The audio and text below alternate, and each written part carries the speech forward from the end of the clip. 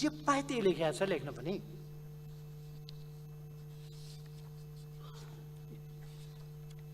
कसरी लेख्या हो, जे पाए त्यही लेखेको छ, शरम लाग्छ। योभन्दा कायरता के हुन्छ?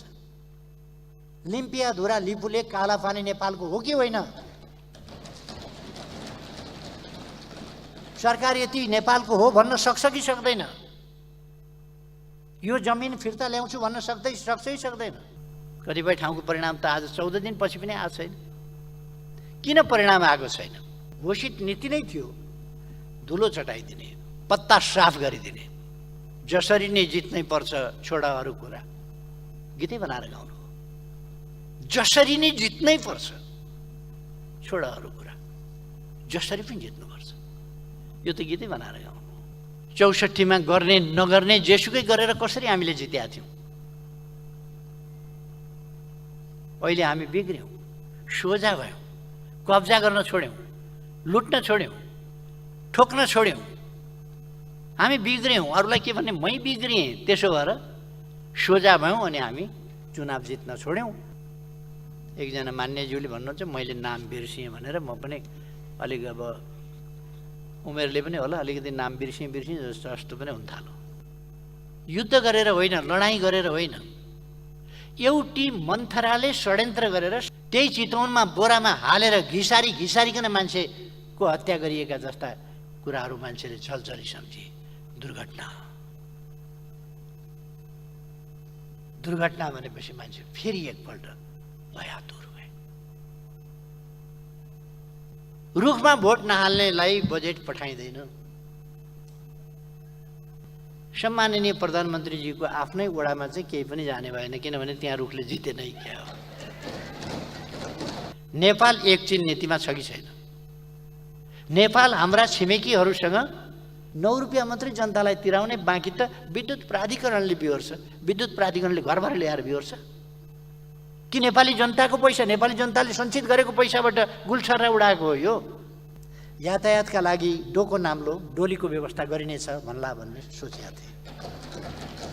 उही हिजोकै कुराहरू दोहोऱ्याएको छ फेरि। खुरु जेलले धारे हात लाएर शराब पिएको थियो, जुन कारणले सरकार नहटाइ नभएको थियो। कल्पनै गर्न नसक्ने कुरा हटाउनु भएछ, त्यो राम्रो भयो। किनभने तपाईँहरूको बुताकै कुरा होइन, त्यो नराखेको पनि ठिक छ, किन डाँट्नु? अर्काको एजेन्डालाई थाहा नपाए जस्तो गरेर उपयोग गर्ने विशिष्ट क्षमता काङ्ग्रेसमै छ। अर्काको गुणमा अन्डा पारेर चल्ला कोरल्न काङ्ग्रेस पोख्त छ, पटक। तर भ्रष्टाचारको लान्छना अन्यलाई लगाउने, भ्रष्टाचार गर्ने अनुकूल वातावरण बनाउन काङ्ग्रेस सफल देखिन्छ। आज यस सम्मानित संसदको रोस्टमबाट म भन्दैछु, तीनै व्यक्तिका नाममा रिजर्भ ब्याङ्कले पनि सुनोस् मेरो कुरा, रिजर्भ ब्याङ्कमा मेरो जति 100 करोड जति अरब छ सबै तीनै व्यक्तिका नाममा सार दियोस्। मुखभरिको जवाफ दिन भए पनि गर्नुहोस् त घोषणा। ल यही संसदबाट गर्नुहोस् त। सुरवैरीहरूले महिलाका कति हुँदो रहेछन् हेर्नु पर्यो भनेपछि उहाँले 2टा श्रीमती रहेछन्, कान्छी चाहिँ बोलाउनु भएछ। कान्छी यहाँ आइज, तेरो दाँत कति रहेछ हेरौँ भनेर।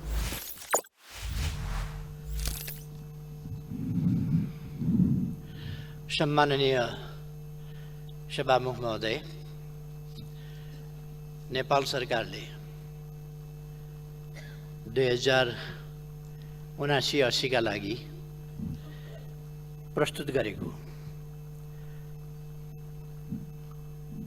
सम्माननीय राष्ट्रपतिज्यूको सम्बोधन मार्फत आएको वार्षिक नीति कार्यक्रमको सन्दर्भमा म आफ्ना धारणाहरू प्रस्तुत गर्न लागिरहेको छु र मलाई धारणा राख्न समय उपलब्ध गराउनु भएकोमा सभामुखज्यूलाई धन्यवाद भन्न चाहन्छु।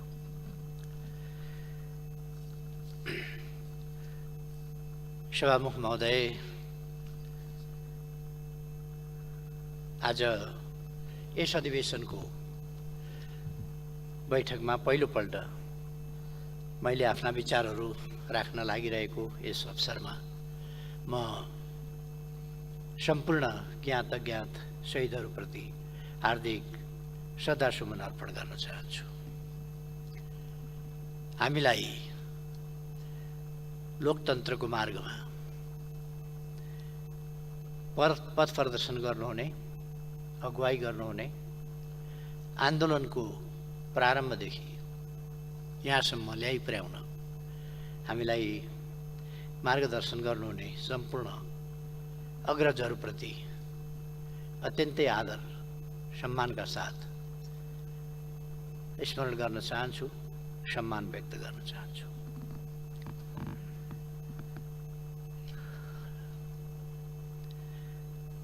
सभामुख महोदय,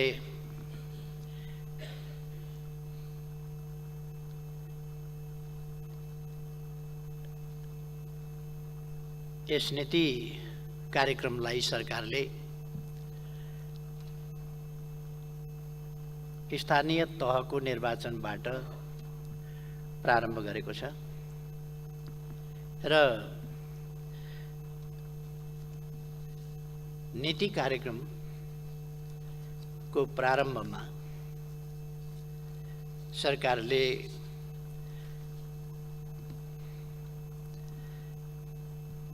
निष्पक्ष, स्वतन्त्र, शान्तिपूर्ण, स्वच्छ र भयरहित वातावरणमा सम्पन्न यस निर्वाचनले लोकतन्त्रलाई जगैदेखि बलियो बनाएको उल्लेख गरेको छ। म सबभन्दा पहिले त सभामुख महोदय,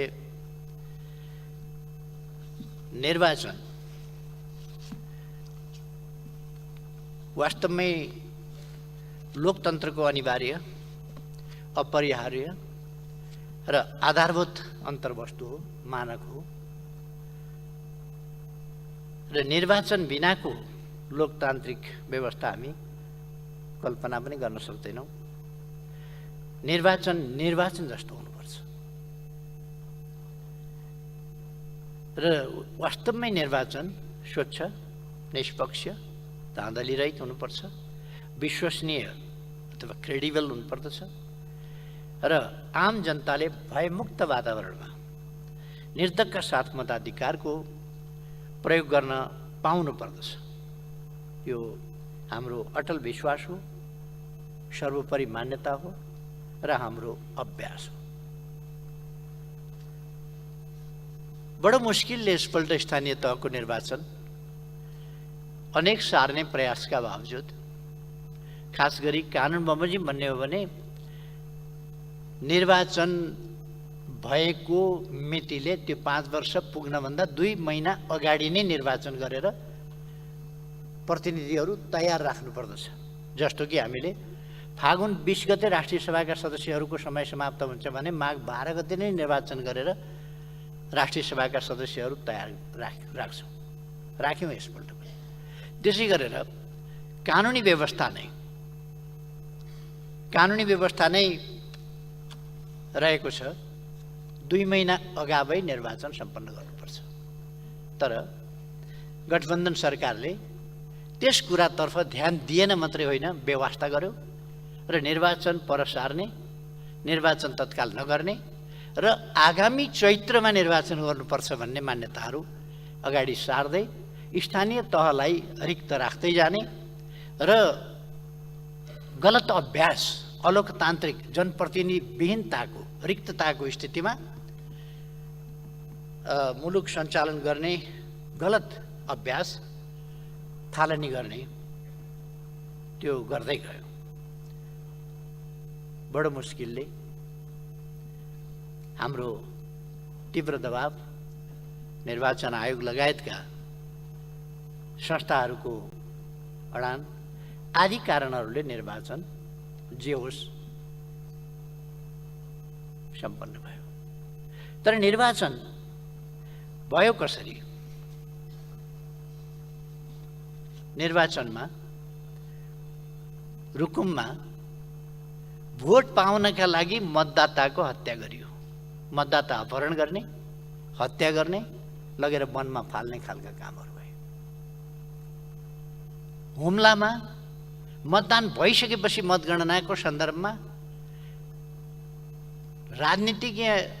राजनीतिक कार्यकर्ताहरू घरमा आएर बसे, खाना खाए, कुरा गर्दै थिए। त्यस्तैमा कार्यकर्ताको बाबु आँगनमा भएको माथि हमला गरियो र उनको हत्या गरियो। बचाउने प्रयासका बावजुद बचाउन सकिएन। यहाँ त्यसै गरेर ताप्लेजुङमा हत्या गरियो,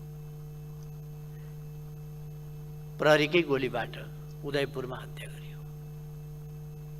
विभिन्न ठाउँमा आक्रमणबाट घाइते भए, अङ्गभङ्ग भए मतदाताहरू जो सार्वभौम सत्ता सम्पन्न छन्, जसको निर्भय वातावरणमा आफ्नो अभिमत प्रकट गरेर मतदानको माध्यमबाट आफ्नो प्रतिनिधि छान्ने अधिकार छ, त्यस्तो मतदातालाई घेर्ने, छेक्ने, थुन्ने, भयभीत बनाउने अथवा आक्रान्त बनाउने, अङ्गभङ्ग गर्ने, कुटपिट गर्ने कामहरू भए। म निर्वाचनको क्रममा शहादत प्राप्त गर्ने, लोकतन्त्रका लागि बलिदान भएका ती शहीदहरूप्रति लोकतन्त्र जपिकन निर्ममताका साथ जसरी उहाँहरूको हत्या गरियो, उहाँहरूप्रति म श्रद्धासुमन अर्पण गर्न चाहन्छु। जो घाइतेहरू हुनुहुन्छ उहाँहरूको शीघ्र स्वास्थ्य लाभको कामना गर्न चाहन्छु। उहाँहरूको आवश्यक उपचार गराउने कर्तव्य सरकारको हो, त्यतापट्टि ध्यान आकर्षण गराउन चाहन्छु।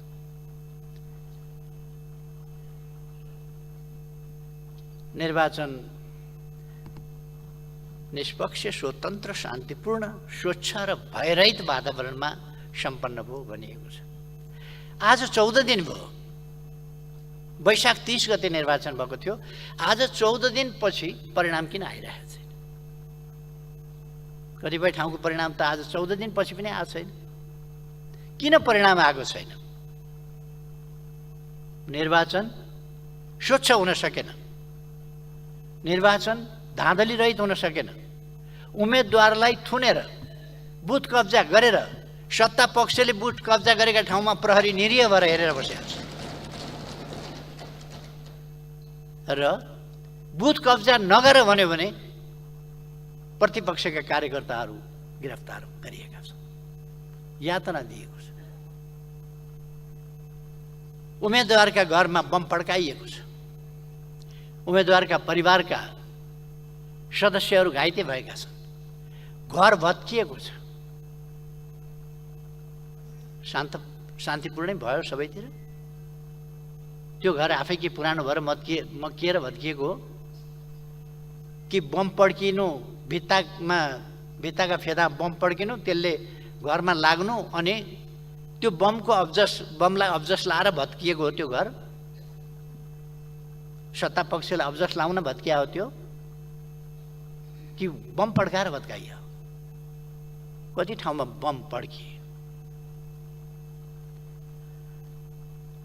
र सबै ठाउँमा प्रतिपक्षका विरुद्ध प्रहार भएको छ। गठबन्धनको घोषित नीति नै थियो, सभामुख महोदय, घोषित नीति नै थियो धुलो चटाइदिने, पत्ता साफ गरिदिने घोषित नीति थियो। र त्यही नीति निर्वाचनका क्रममा प्रकट भएको छ। मैले सुरुमा निर्वाचनको दिन पर्याप्त सूचनाहरू आएका थिएनन्। केही ठाउँमा छिटफुट हिंसाका घटनाहरू भएका होलान्, आम रूपमा शान्तिपूर्ण भएको होला भन्ने ठानेको थिएँ। दुर्गम दूरदराजका ठाउँहरूको रिपोर्ट आएको थिएन। सबैतिरको रिपोर्ट बुझ्दा कति बुथमा, कति मतदान केन्द्रमा स्थगित भएको थियो निर्वाचन के शौकले स्थगित भएको थियो। र म दावासाथ भन्छु, एउटा ठाउँमा पनि प्रतिपक्षको कारणले स्थगित भएको होइन। एउटा ठाउँमा पनि। सत्तामा बसेर सरकारको त कर्तव्य हुन्छ शान्तिपूर्ण ढङ्गले सम्पन्न गर्ने, तर सत्तापक्ष आफैले निर्वाचनलाई शान्तिपूर्ण हुन नदिने, जसरी भए पनि परिणाम आफ्नो पक्षमा पार्नुपर्ने गीतै बनाएर गाउनुभयो उहाँहरूले। जसरी नै जित्नै पर्छ, छोड अरू कुरा, गीतै बनाएर गाउनुभयो। जसरी नै जित्नै पर्छ, छोड अरू कुरा, जसरी पनि जित्नुपर्छ, यो त गीतै बनाएर गाउनुभयो। अथवा लोकतन्त्रको अर्थ छैन। हामीले पनि बोलेका थियौँ, हामीले बोल्दाखेरि भन्यौँ निर्वाचन हुनुपर्छ, निर्वाचनमा लोकतन्त्रले जित्नुपर्छ, स्वस्थ अभ्यासले जित्नुपर्छ। मेरो पार्टी जित्छ कि जित्दैन, अर्को पार्टी जित्छ कि जित्दैन भन्ने कुरा होइन। लोकतन्त्रले जित्नुपर्छ, लोकतान्त्रिक मूल्य मान्यताले जित्नुपर्छ, लोकतान्त्रिक अभ्यासले जित्नुपर्छ। तर अलोकतान्त्रिक प्रवृत्तिहरू प्रकट हुनु हुँदैन, हामीले पनि बोलेका थियौँ। तर जसरी नै जित्नुपर्छ। एकजना नेताजीको भाषणै आयो,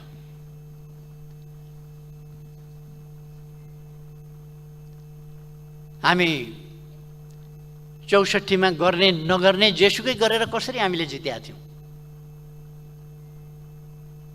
अहिले हामी बिग्र्यौँ, सोझा भयौँ, कब्जा गर्न छोड्यौँ, लुट्न छोड्यौँ, ठोक्न छोड्यौँ। हामी बिग्र्यौँ, अरूलाई के भन्ने, मै बिग्रिएँ। त्यसो भएर सोझा भयौँ अनि हामी चुनाव जित्न छोड्यौँ। अब 64को जस्तै ठोक्केर जित्नुपर्छ। गठबन्धनका एकजना शीर्ष नेताको एकजना मान्यज्यूले भन्नुहुन्छ, मैले नाम बिर्सिएँ भनेर। म पनि अलिक अब उमेरले पनि होला अलिकति नाम बिर्सिएँ जस्तो पनि हुन थाल्यो। तर भाषण त गर्नै भएको, नीति नै त्यो थियो। त्यसकारण निर्वाचन पहिलो कुरा त स्वतन्त्र, निष्पक्ष, धाँधली रहित र शान्तिपूर्ण वातावरण एवं भयरहित वातावरणमा सम्पन्न हुनु पर्दथ्यो। यसभन्दा अगाडि 74को निर्वाचन गराउँदा पनि मूलतः यही गठबन्धन थियो, मुख्य रूपमा यही गठबन्धन थियो। नेपाली कांग्रेस र माओवादी केन्द्र नै सरकारमा थिए। तर यति साह्रो यस्तो गद्दा, यस्तो हिंसात्मक, यस्तो आक्रामक र लोकतन्त्रलाई एउटा मजाकको विषय बनाएर जितलाई, स्वार्थलाई केन्द्रभागमा राखेर लोकतान्त्रिक अभ्यासको धज्जी उडाउने काम यति साह्रो भएको थिएन 74मा पनि। यसपल्ट नयाँ कीर्तिमान। मैले आफूले भाग नलिए पनि सानै छँदादेखि 15 सालदेखिको निर्वाचनको अभ्यास हेर्ने मौका पाएँ। पछिल्ला अवधिमा त हामीले नजिकबाट निर्वाचन निहाल्ने मौका पायौँ। पछिल्लो समयदेखि त हामी आफै निर्वाचनमा राम्रैसँग सहभागी भयौँ। पञ्चायत कालमा पनि हामीले जनपक्षीय भनेर पनि सहभागिता जनाएका थियौँ। यस्तो नाङ्गो ढङ्गले राज्य संयन्त्रको दुरुपयोग गरेर कब्जै गर्ने खालको सत्तापक्षीय क्रियाकलाप यो तहमा त पञ्चायतले पनि गर्दैन थियो होला। त्यति साह्रो यसपल्ट भयो।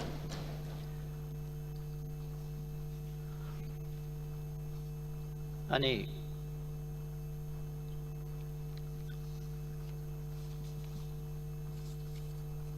यहाँ निर्वाचन त्यसरी गराएको छ, प्रतिपक्ष सिद्ध्याउँछु भन्ने उद्घोषका साथ सत्ता पक्षका नेताहरूले, मैले दुनियाँमा कहीँ सुनेको छैन प्रतिपक्षलाई सिद्ध्याउँछु भन्ने।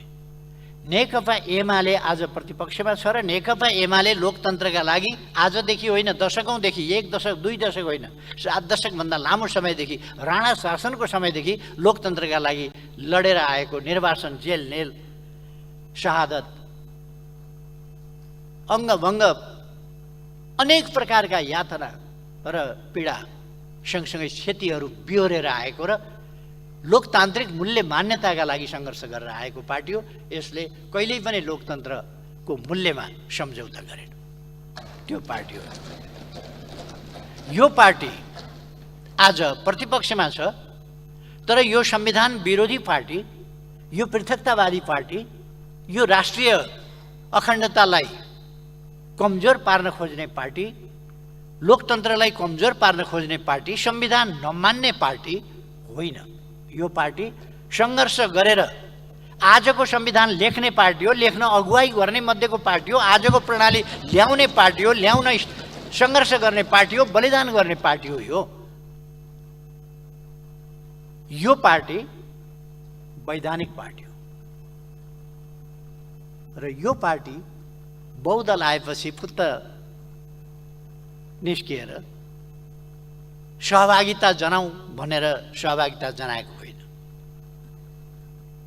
अब अप्ठ्यारो परिस्थितिमा परियो, यही परिस्थितिलाई उपयोग गर्नुपर्छ भनेर पनि होइन। आफूले लिएका गलत विचारहरू असफल भइसके, अब ती विचार असफल भएपछि अब करवट बदल्नुपर्छ भनेर करवट बदलेर यस राजनीतिमा आइपुगेको पार्टी होइन यो पार्टी आफ्ना मूल्य मान्यता सहित लोकतन्त्रको बाटोमा दृढतापूर्वक सङ्घर्ष गरेर आएको पार्टी हो।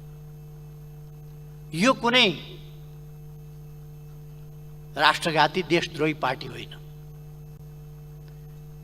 नेपालको आधुनिक इतिहासमा लोकतन्त्र, लोकतन्त्रका मूल्य मान्यताहरू, राष्ट्रिय हित, सार्वभौम सत्ता देशको, त्यसको वास्तवमा सम्मान, त्यसअनुसारको व्यवहार, आफ्नो स्वाधीनता र स्वतन्त्रताको वास्तविक अर्थमा उपभोग र उपयोग, भौगोलिक अखण्डताको रक्षा, सत्ता स्वार्थलाई केन्द्र भागमा राखेर भौगोलिक अखण्डताको बारेमा, सार्वभौम सत्ताको बारेमा, स्वाधीनताको बारेमा चुँ बोल्न नसक्ने निरीह पार्टी होइन यो राष्ट्रिय हितको पक्षमा दृढताका साथ उभिएर आएको पार्टी हो। र यो अपोजिसनलाई जहिले पनि गभर्मेन्ट इन वेटिङ भनिन्छ र नेकपा एमाले सैद्धान्तिक तवरमा मात्रै गभर्मेन्ट इन वेटिङ होइन, Nekapa Emale in the real sense government in waiting हो। यसलाई एकछिनलाई षड्यन्त्र स्वरूप अनेक हिसाबले बाहिर राखिएको होला,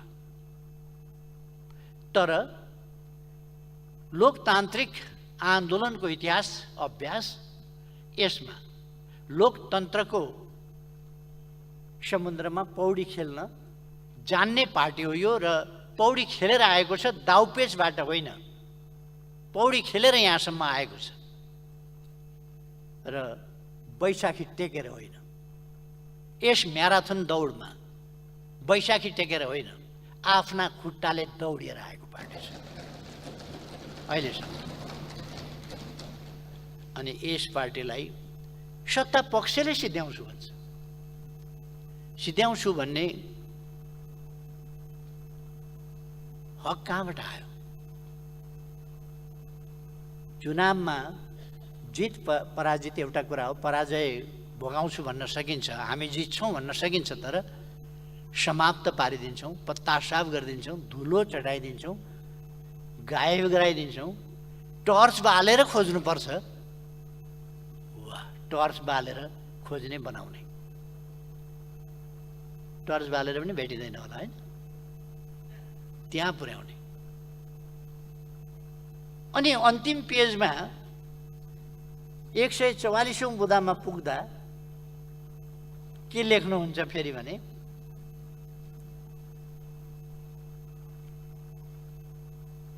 सबै नेपाली बीच आपसी सद्भाव र सहमति हुनुपर्छ। राष्ट्रिय सहमति र प्रतिबद्धताबाट यस नीति तथा कार्यक्रममा अन्तर्निहित उद्देश्य प्राप्त गर्न सकिन्छ भन्ने सरकारको विश्वास रहेको छ। सिद्ध्याउने, समाप्त पार्ने, पत्ता साफ गर्ने अनि के खोज्ने अरे भने सद्भाव र सहमति खोज्ने। बडा राम्रो बाटो निकाल्नु भएको छ सद्भाव र सहमति। अनि राष्ट्रिय सहमति र राष्ट्रिय प्रतिबद्धता कहाँ के सम्झौता गर्नुहुन्छ प्रतिपक्षलाई थाहा छ? अन्तर्राष्ट्रिय सम्झौता, सन्धि जस्ता कुराहरू, सम्झौता जस्ता कुराहरू प्रतिपक्षलाई थाहा हुनु पर्दैन? ती कुराहरू भएका छैन, हुनुपर्ने आवश्यकता बोध हुँदैन। संवादहीनताको स्थितिमा राखेर पेल्ने काम गरिएको छ। सत्ताको दुरुपयोग गरिएको छ अनि राज्य संयन्त्रहरूको दुरुपयोग गरिएको छ र प्रतिपक्षका विरुद्ध तिनको गलत ढङ्गले प्रयोग गरिएको छ। निर्वाचनका बेला हाम्रा उम्मेदवारलाई थुनामा राखेर निर्वाचन गराइन्छ। सत्ता पक्षीय उम्मेदवार र नेताहरू मन्त्रीहरू जान्छन् र बुथमा हाम्रा कार्यकर्ता नेताहरूमाथि हातपात गर्छन्, पिट्छन्। मुद्दा उजुर केही लाग्दैन, केही पनि हुँदैन त्यस्तोमा। र नेकपा एमालेका कार्यकर्ताहरू देख्नै हुँदैन, त्यहाँ मुद्दा लगाउनेदेखि लिएर अनेक खालका कुराहरू सुरु हुन्छ। अनि भन्नुहुन्छ राष्ट्रिय सहमति र प्रतिबद्धताबाट अनि केमा प्रतिबद्धता जनाउने?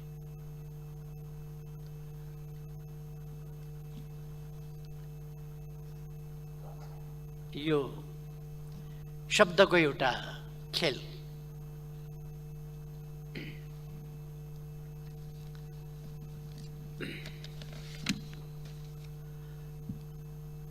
सभामुख महोदय,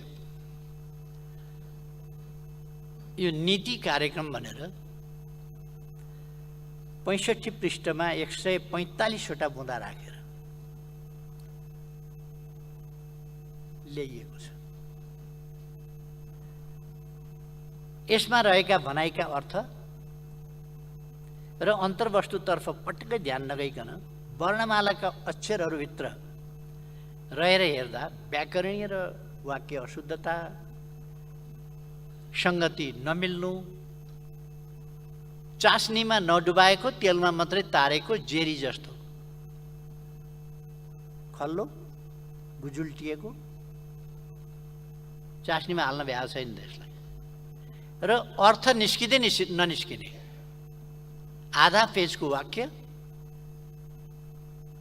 कहाँबाट कहाँ एक ठाउँबाट सुरु हुन्छ, कहाँ जान्छ, त्यसको प्रस्थान बिन्दु के हो, त्यसको आदि के हो, मध्य के हो, अन्त्य के हो थाहा छैन। गुजुल्टिँदै गुजुल्टिँदै गुजुल्टिँदै कहाँ कहाँ के भनिएर त्यो अन्त हुन्छ। यतापट्टि म धेरै जान चाहन्न। यो सरकारै त्यस्तै छ, जेरी जस्तो गुजुल्टिएको, कतै गन्तव्य नभएको, केही नभएको, कुनै नीति छैन कहाँ पुग्ने। कसको नीति चाहिँ यसको नीति हो? म धेरै केही त भन्न चाहन्न।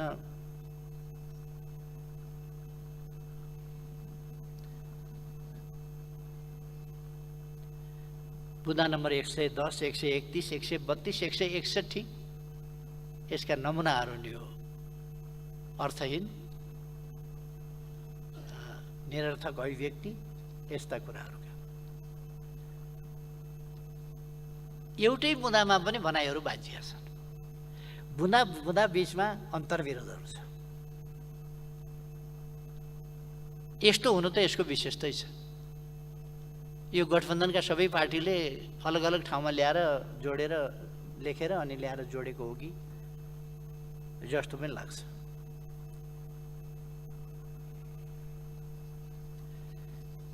यस्तो देखिन्छ मसौदाका भनाइहरू गठबन्धन सरकारका आफ्ना होइन, अन्य कुनै प्रतिवेदनका आधारमा वा कहीँ जारी भएको अवधारणा बमोजिम भनेर पनि प्रस्तुत भएको रहेछ।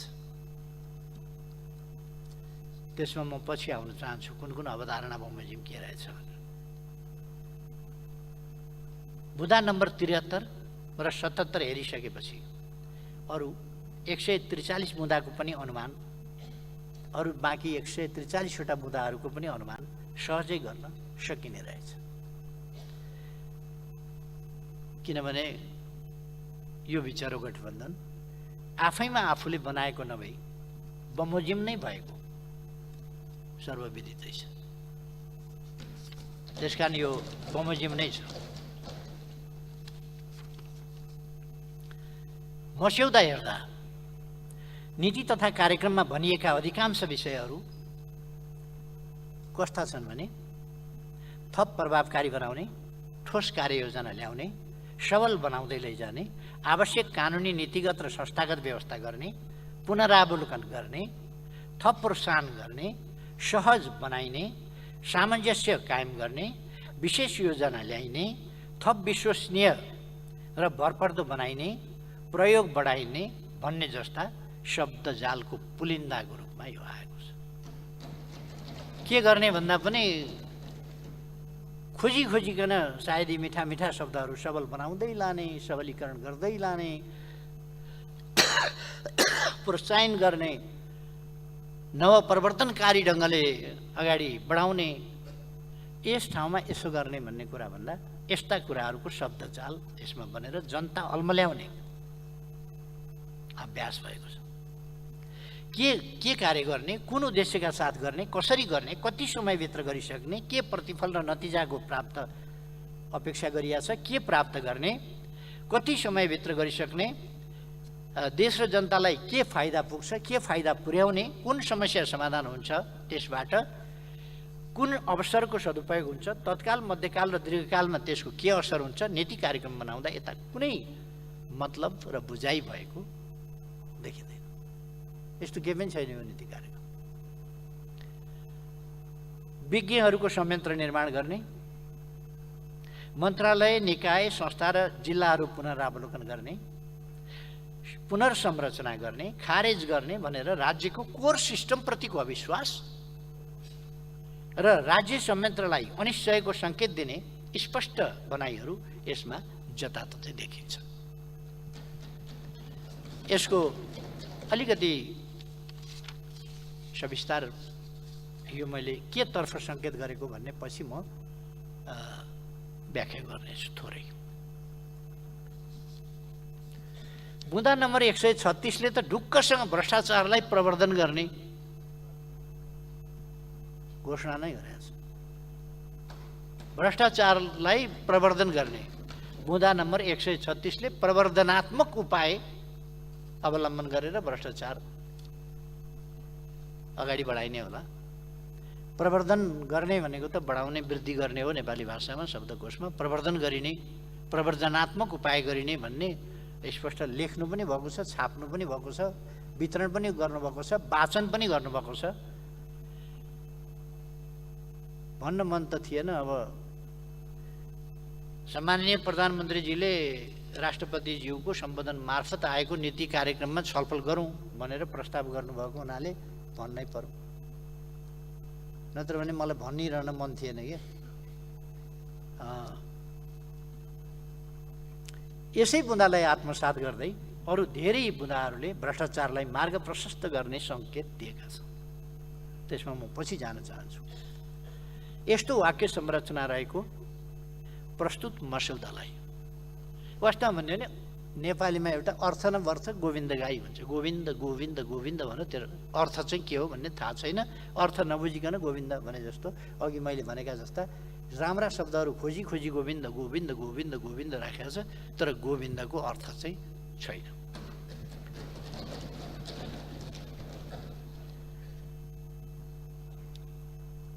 यो दस्तावेज अहिले त यो दस्तावेज चाहिँ यो बजेटको पूर्व सङ्केतको रूपमा आएको छ।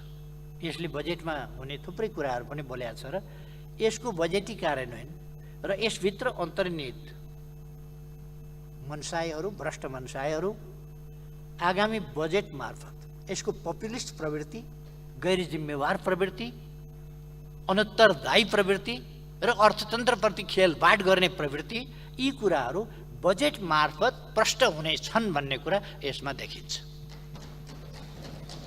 मैले यो आजै भनेको छु, यसलाई सत्ता पक्षले असत्य साबित गर्न सक्छ भने गरोस्, समय छ।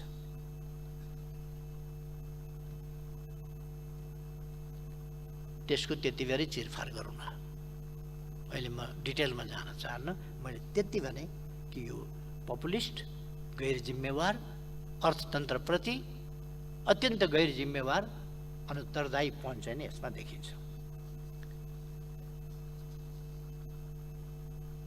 यो दस्तावेज नीति कार्यक्रमका नाममा आएको दस्तावेज देशमा स्थिरता र स्थायित्व हुन नदिने अस्थिरताका सम्वाहक शक्तिबाट अस्थिरताको चाहनाका साथ बनाइएको गठबन्धन सरकारको अस्थिरताकै घोषणापत्र हो यो। यसले अरू कुरा होइन, अस्थिरताकै घोषणापत्रको रूपमा यो प्रस्तुत भएको छ।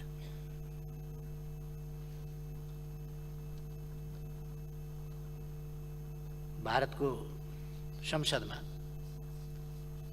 अटल बिहारी वाजपेयीजीमाथि अविश्वासको प्रस्ताव राखेका बेला त्यहाँका एकजना सांसदले संसदमा बोल्नुभएको कुरा मलाई यसो सम्झना आयो। अटल बिहारी वाजपेयीजीलाई अविश्वास राखेर हटाउँदै गर्दा ती सांसदले भन्नुभएको थियो, भगवान राम जो अयोध्याको राज प्राप्त गर्ने वैधानिक हकदार थिए, तर उनलाई 14 वर्ष वनवास पठाइयो। युद्ध गरेर होइन, लडाईँ गरेर होइन, एउटी मन्थराले षड्यन्त्र गरेर षड्यन्त्र स्वरूप रामलाई 14 वर्ष वनवास पठाइयो। युधिष्ठिर, यो त्रेतायुगको कुरा भयो, युधिष्ठिर द्वापर युगमा हस्तिनापुरको राजको उत्तराधिकारी थिए, वैधानिक उत्तराधिकारी थिए, उनले पाउनु पर्दथ्यो तत्कालीन न्यायको हिसाबले। तर त्यहाँ शकुनी नामको एउटा पात्र थियो जसले षड्यन्त्र स्वरूप 12 वर्ष वनवास र 1 वर्ष गुप्तवासको सजाय पाण्डवहरूलाई दिलाए। हकदार उनीहरू थिए, तागत उनीहरूसँग, बल उनीहरूसँग, भीम उनीहरूसँग, अर्जुन उनीहरूसँग, गाण्डीव उनीहरूसँग, कृष्ण उनीहरूसँग, सबै चिज हुँदाहुँदै पनि उनीहरू षड्यन्त्रको कारणले, शकुनीको एउटा षड्यन्त्रले वनवास गए, गुप्तवास गए। एउटी मन्थराको षड्यन्त्रको कारणले राम जस्ता बलवान शक्तिशाली कसैले पराजित गर्न सक्दैन थियो, तर 14 वर्ष वनवास जानु पर्यो भने यहाँ त यति धेरै मन्थरा र यति धेरै शकुनीहरू षड्यन्त्रमा रत छन् अनि वनवास न्यायिक अधिकार पनि अटल बिहारीबाट खोज्नु कुन ठुलो कुरा भयो। यति धेरै मन्थरा र शकुनीहरू षड्यन्त्ररत छन् भनेर एकजना माननीयले भारतीय संसदमा बोल्नुभएको कुरा मैले स्मरण मात्रै गरेको, नेपालमा कस्तो ठ्याम्मै जस्ताको तस्तै लागू भएको देख्दाखेरि अचम्म लाग्छ। यति धेरै मन्थरा, यति धेरै शकुनीहरू षड्यन्त्ररत छन्। अनुचित ढङ्गले पासै फालेर जितेर ल्याएको सरकार होइन र यो गठबन्धन, पासै फालेको त हो नि। अब त्यस्तो सरकारले ल्याएको नीति कार्यक्रम कस्तो हुन्छ भन्दा त्यसैको प्रतिबिम्ब जस्तो छ।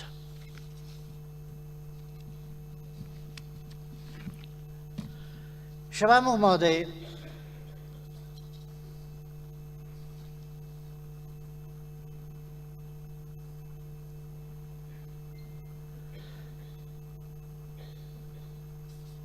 मैले अघि नै भने कस्तो अवस्थामा हामीले धेरै मेहनत गरेर निर्वाचन सम्पन्न गर्न परेको थियो र सफल भएका छौँ।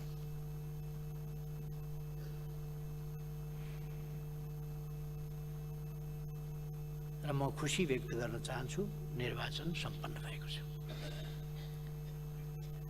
म सम्पूर्ण आदरणीय मतदाताहरूलाई निर्वाचनमा कतिपयले त बाटो छेकेर जान पाउनु भएन, म दुःख व्यक्त गर्न चाहन्छु। उहाँहरूको बाटो छेकिएन, लोकतन्त्रको बाटो छेकियो, लोकतान्त्रिक मूल्य मान्यताको बाटो छेकियो, मर्यादाको बाटो छेकियो, अभ्यासको बाटो छेकियो। यहाँ गठबन्धनले सोचेको होला केही मतदाताको बाटो छेकियो भनेर। केही मतदाताको बाटो छेकिएको प्रश्न मात्रै होइन यो प्रश्न लोकतान्त्रिक अभ्यासको बाटो, निर्वाचन प्रणालीको बाटो, अभ्यासको प्रक्रियाको बाटो छेकिएको। यो चान्चुने कुरा होइन। केही व्यक्ति, केही 100 व्यक्ति, केही 1000 व्यक्ति वा होला 1-2 लाखको बाटो छेकियो होला। प्रश्न त्यति मात्रै होइन। यसको अर्थ लोकतान्त्रिक मूल्य मान्यता र लोकतान्त्रिक प्रणालीमा हुने अभ्यासको घाँटी निमोट्यो, बाटो छेक्यो, अवरोध गरियो। प्रश्न थियो, जसले मतदान गर्न पाउनुभयो उत्साहका साथ, त्यस्तो परिस्थितिमा पनि उत्साहका साथ मतदान गर्नुभयो, उहाँहरूलाई म धन्यवाद भन्न चाहन्छु मतदानमा सहभागी हुनुभएकोमा। सम्पूर्ण विजयी जनप्रतिनिधिहरूलाई यस अवसरमा म बधाई भन्न चाहन्छु र सत्ता गठबन्धनले जे जस्तो सुकै हानिकारक नीति लिए तापनि स्थानीय तह जनताकोमा लोकतन्त्रको अनुभूति दिलाउने, जनतालाई सेवा सुविधा उपलब्ध गराउने, स्थानीय तह मार्फत विकासका कामहरूलाई अगाडि बढाउने,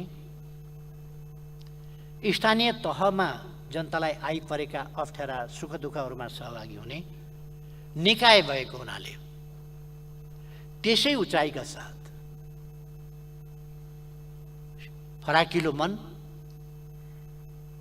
र जनताका सेवक हौं भन्ने भावनाका साथ काम गर्न म सबै निर्वाचित जनप्रतिनिधिहरूलाई आग्रह पनि गर्न चाहन्छु। उहाँको कार्यकाल त्यसरी सफल रहोस् भन्ने पनि म शुभकामना भन्न चाहन्छु।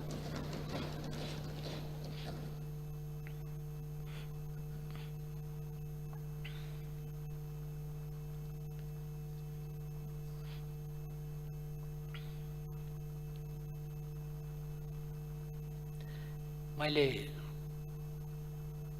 राज्यका संयन्त्रहरूको प्रयोग, धम्की त्रासको वातावरणका कुरा गरेँ।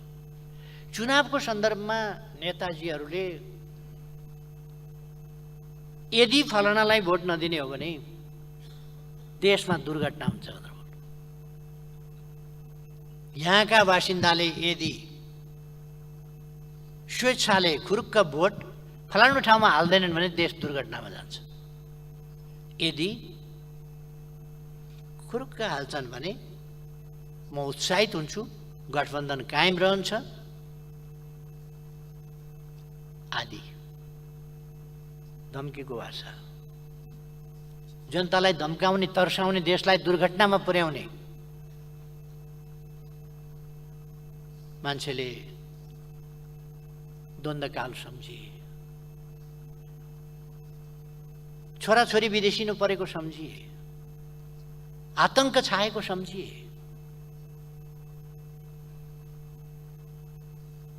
भाषणका शब्द जसरी बाणको रूपमा निस्किँदै जान्छन्, जनता थर थर काम्दै जाने स्थिति बन्यो। मान्छे मारिएका, अङ्गभङ्ग भएका, अपहरण भएका, त्यही चितवनमा बोरामा हालेर घिसारिकन मान्छेको हत्या गरिएका जस्ता कुराहरू मान्छेले छलछली सम्झे। दुर्घटना भनेपछि मान्छे फेरि एकपल्ट भयातुर भए। प्रलोभन बाँडियो, मैले भन्नु पर्दैन, पैसा बाँडियो, प्रलोभन बाँडियो, त्रास, धम्की, कतिपय ठाउँमा रुखमा भोट नहाल्नेलाई बजेट पठाइँदैन।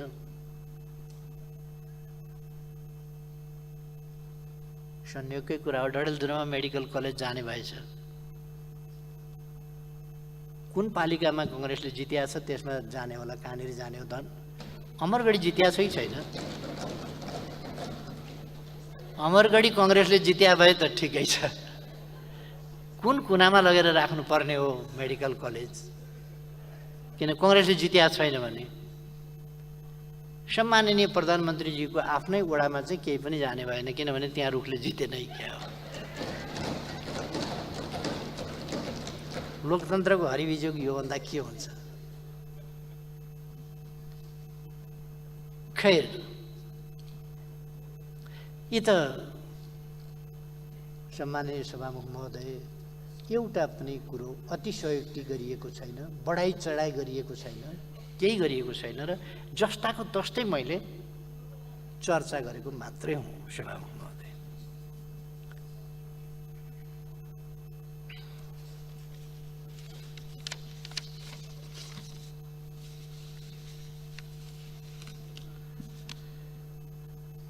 राजनीतिक दलका कार्यकर्ताहरूलाई हाम्रो सम्मानित सर्वोच्च अदालतले दलबाट निर्वाचित भएर दलको उम्मेदवार भएर दलका कार्यकर्ता जनता खटेर निर्वाचित गरेका प्रतिनिधिहरूमाथि व्हिप जारी गर्न पाइँदैन भन्ने सम्मानित सर्वोच्च अदालत यसै देशमा आदेश जारी गर्छ। राजनीतिक दलप्रतिको आफ्नो निष्ठाअनुसार भोट हाल्न मत दिन नपाइने भन्ने दलका नेताहरूको आदेश जान्छ अर्कातिर। नेपाली कांग्रेसले रुखमा भोट हाल्न नपाइने, भोट हाल्नेलाई कारबाही गर्ने आदेश फरमान जारी गर्यो। अरू पार्टीहरूले पनि त्यस्तै आदेश फरमान जारी गरे। जनतालाई समेत धम्काइयो भने कार्यकर्ताको त कुरा के भयो र?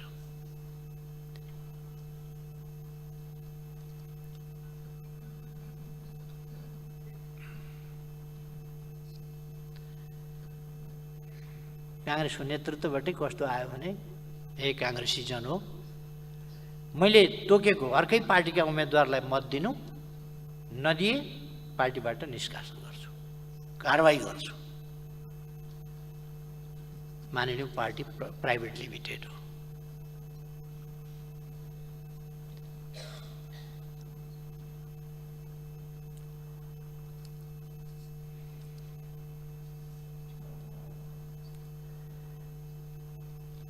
सत्ता पक्षका कार्यकर्ताहरूबाट विपक्षीलाई, आम मतदाताहरूलाई तत्काल दुःख दिने काम मात्रै होइन, भविष्य नै समाप्त पार्ने खालका धम्कीहरू दिए। ठाउँ ठाउँमा आक्रमण, कतिको ज्यान गयो, अङ्गभङ्ग भयो, मैले अघि नै भनिसकेँ। प्रशासन माथिको आदेशले निरीह भएर, कर्तव्यच्युत भएर बस्न बाध्य भयो, गलत क्रियाकलाप गर्न बाध्य भयो।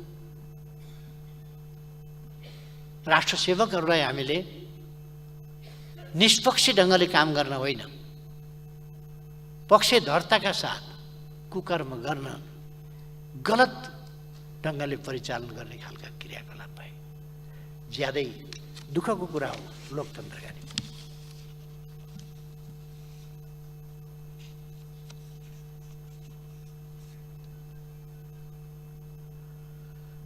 गठबन्धनलाई भोट नदिए, बजेट नदिने, रोजगारी नदिने, राज्यका तर्फबाट उपलब्ध हुने कुनै सेवा सुविधा र अवसर नदिने,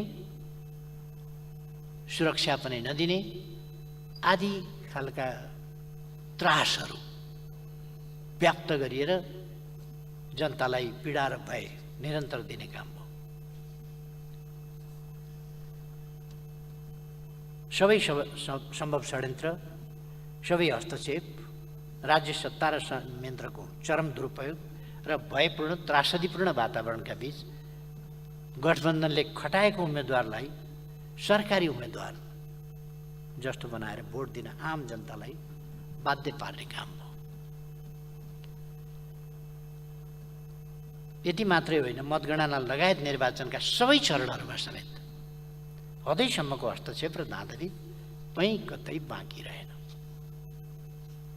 विलम्ब गरेको छ, मान्छेलाई स्थिर बनाएको छ, तर्साएको छ, अनि राज्य शक्ति केन्द्रित गर्दै लगेको छ, प्रेसर बढाउँदै लगेको छ र अनुकूल, आफ्ना निम्तिको अनुकूल, गठबन्धनका निम्तिको अनुकूल वातावरण बनाउँदै लगेको छ। अनि आफ्नो परिणाम सुरुमा आउँदै गरेका निर्वाचनको सुरुमा अलिकति जहाँ अलिक स्वतन्त्र ढङ्गले भयो, त्यो सुरुमा आउँदै गरेका परिणाम र पछि विलम्बकारी ढङ्गले प्रकट हुँदै गएका परिणामहरू कम्पेयर गर्न हेर्न सकिन्छ। के भएको छ? पछि केन्द्रित गर्दै जाने सबै शक्तिको, सत्ताको सबैको दुरुपयोग हुँदै जाने।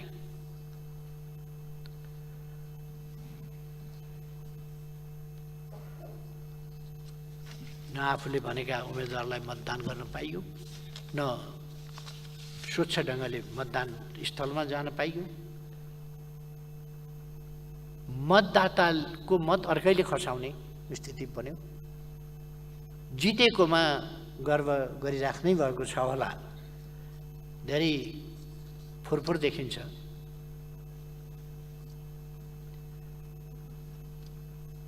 धेरै मतदाताहरूको मत चाहिँ गठबन्धनका प्रतिनिधिहरूले खसाएको, अशक्त बुढाबुढी भनिएकाहरूको निर्वाचन अधिकृतले खसाउनु पर्ने ठाउँमा कार्यकर्ताले खसाउने, यस्ता खालका देखिए।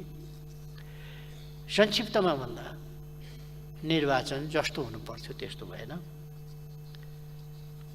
र निर्वाचन भयो। एउटा खुसीको कुरा हो, लोकतान्त्रिक अभ्यासले एउटा अभ्यासले जित्यो, तर जस्तो निर्वाचन हुनु पर्थ्यो त्यस्तो भएन। परिणाम त्यसरी प्रकट हुन पाएन, किनभने जनताले त्यसरी परिणाम प्रकट गर्न पाएन।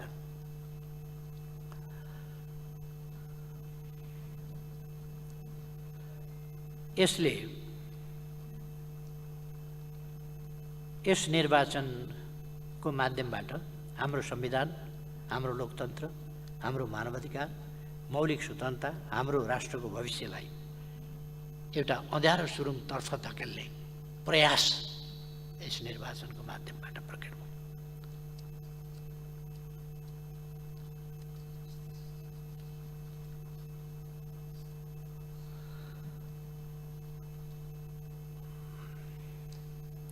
यस सम्बन्धमा म अहिले यति धेरै पनि नभनौँ। अब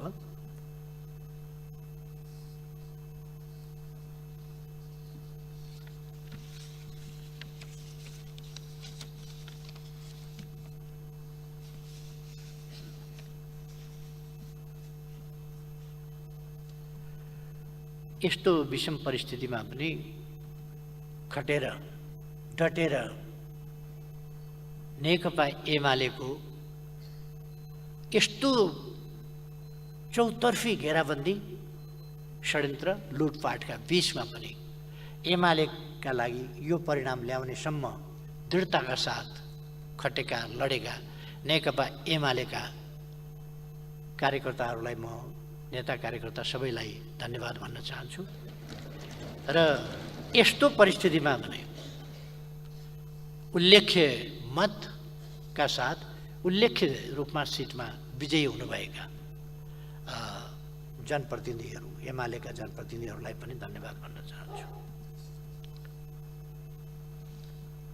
यस प्रकारको क्रियाकलाप, अनुचित क्रियाकलाप सधैँका लागि यो टिक्ने कुरा होइन। यस्ता कुराहरू पराजित हुन्छन्। मैले यसै रोस्ट्रमबाट पनि भनेको थिएँ, सत्यको जित हुन्छ। त्यसै कारण मैले अगाडि पनि भनेको थिएँ, हामी सत्यसँग लड्दैनौँ, शक्तिसँग झुक्दैनौँ। फेरि पनि गठबन्धनको होस् कि अरूको होस्, संयुक्त होस् कि एकल होस्, कुनै पनि असत्यको शक्ति क्षणिक हो, त्यससँग हामी झुक्दैनौँ। त्यसका विरुद्ध सत्यको पक्षमा उभिएर सङ्घर्ष गर्छौँ।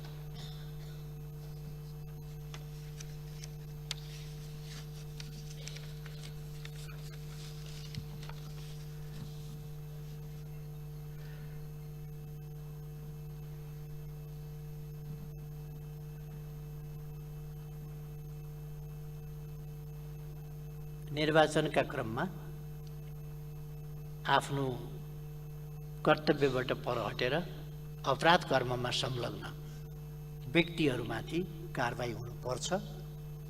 यतापट्टि सरकारको ध्यान जाओस्।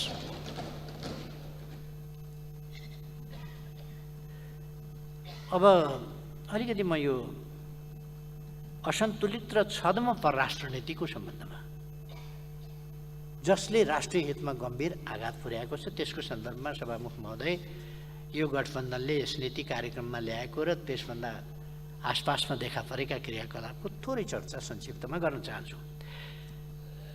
वैदेशिक मामिला सञ्चालनमा सरकारको नीति र प्रस्तुतिकरणका बारेमा त मैले केही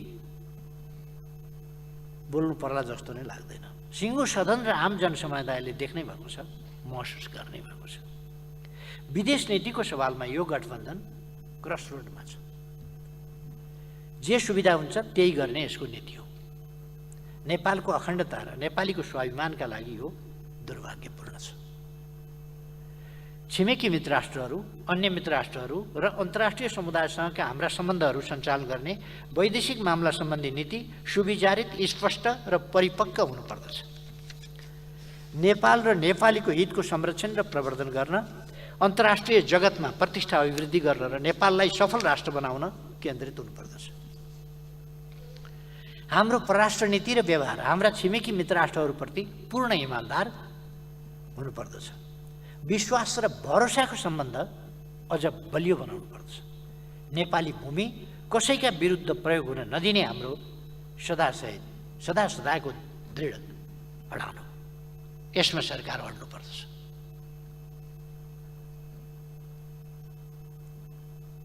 हाम्रो परराष्ट्र नीति पारस्परिक लाभ र सम्मानमा आधारित हुनुपर्दछ।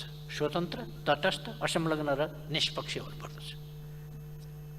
सार्वभौम समानताको नीति अवलम्बन गरिनुपर्दछ। वास्तविक अर्थ र मर्मका साथ आफ्नो देशको स्वाधीनता र स्वतन्त्रताको प्रयोग हुनुपर्दछ। न्याय र अन्तर्राष्ट्रिय उत्तरदायित्वलाई बिर्सनु हुँदैन। कसैको आन्तरिक मामलामा कुनै प्रकारको हस्तक्षेप हामी गर्दैनौँ र आफू पनि स्वीकार्दैनौँ। कसैको पक्ष वा विरोधमा न्यायपूर्ण तटस्थतालाई हामीले छोड्न हुँदैन। यस गठबन्धनले वैदेशिक मामिला सञ्चालन गर्दा सिङ्गो राष्ट्रको प्रतिनिधित्व गर्न सकेको छैन। राष्ट्रको अखण्डता र स्वाधीनताको संरक्षण गर्ने आँट अहिलेको गठबन्धन सरकारसँग छैन। यसको अलिकति तपसिलमा म पछि व्याख्यामा जान्छु। राष्ट्रको अखण्डता र स्वाधीनताको संरक्षण गर्ने आँट यसमा छैन। यसले त केवल गठबन्धनको प्रतिनिधित्व गरेका छ र गठबन्धनको सत्ता स्वार्थ र गठबन्धनको संरक्षणको मात्रै यसलाई ध्यान छ। राष्ट्र, राष्ट्रियता, भौगोलिक अखण्डता कुनै कुरामा त्यसको ध्यान छैन। नेपाली जनता, नेपालको संविधान, संसद, प्रतिपक्ष र नेपालको परराष्ट्र नीतिका आधारभूत मूल्य, मान्यता र मर्मलाई गठबन्धनले प्रतिनिधित्व गर्न सकेको छैन। केवल गठबन्धनको निहित सत्ता स्वार्थलाई मात्र प्रतिनिधित्व गरेको छ। चरम अपरिपक्वता र उत्ताउलोपनाबाट ग्रसित यस गठबन्धनले राष्ट्रिय स्वार्थमाथि खेलवाड गर्दै हाम्रो परराष्ट्र नीतिलाई कमजोर र सङ्कटापन्न बनाउँदै गएको स्पष्ट देखिसकेको छ। छिमेकी मित्र राष्ट्रहरूको संवेदनशीलता र मर्म माथि गैर जिम्मेवार र पक्षधरताको नीति यस गठबन्धनले लिएको छ। छिमेकी मित्र राष्ट्रहरू र अन्तर्राष्ट्रिय समुदायसँग सम्बन्ध सञ्चालन गर्दा हाम्रो देशका तर्फबाट पुरा गर्नुपर्ने संवैधानिक कानुनी प्रक्रियाहरू निर्माण गर्नुपर्ने राष्ट्रिय सहमति र समझदारीप्रति यो गठबन्धन सरकारले पूर्ण व्यवस्था गरेको छ। गम्भीर राष्ट्रिय महत्त्वका विषयहरू, परराष्ट्र मामिला जस्ता कुरा, सन्धि सम्झौता गर्दा जस्ता कुरा, राष्ट्रिय साधन स्रोतको प्रयोग जस्ता विषयहरूमा राष्ट्रिय सहमति बनाउनु पर्ने, त्यसका निम्ति संवाद गर्नुपर्ने, परराष्ट्रविदहरूसँग र प्रतिपक्षसँग पनि संवाद गर्नुपर्ने र सिङ्गै राष्ट्रको एउटा आवाज गर्नुपर्नेमा यो त्यतापट्टि होइन, उल्टो बाटो हिँडेर, हुन त यो बनेकै कम्फर्टेबल भइदिनका लागि बनेको हो। त्यसकारण यो कम्फर्टेबल हुने बाटो बाहेक यसले केही समातेन।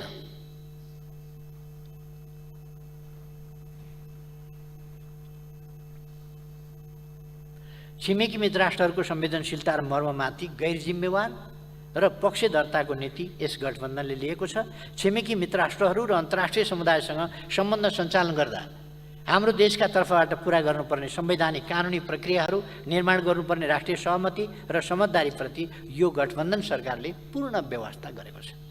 छिमेकी मित्र राष्ट्रहरूको न्यायोचित संवेदनशीलतातर्फ पूर्ण उदासीन रहेको छ। द्विपक्षीय, क्षेत्रीय र बहुपक्षीय मञ्चहरूमा क्षमता प्रदर्शन गर्न सकेको छैन, बरु हुर्मत लिने काम भएको छ। म अरू धेरै भन्न चाहन्न। हुर्मत लिने काम भएको छ नेपालको इज्जतको। द्विपक्षीय, क्षेत्रीय र बहुपक्षीय मञ्चहरूमा क्षमता प्रदर्शन गर्न नसकेको मात्रै होइन, कमजोर बनाउँदै गएको छ।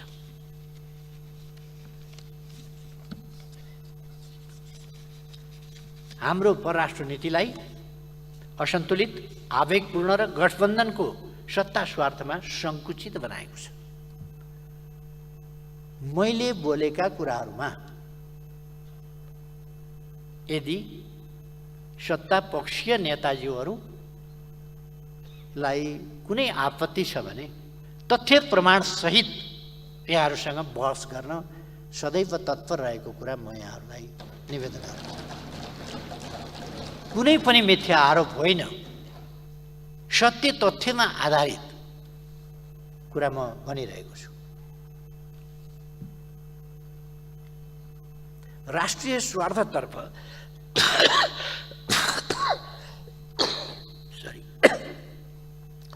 राष्ट्रिय स्वार्थतर्फ यस गठबन्धनलाई कुनै मतलब छैन।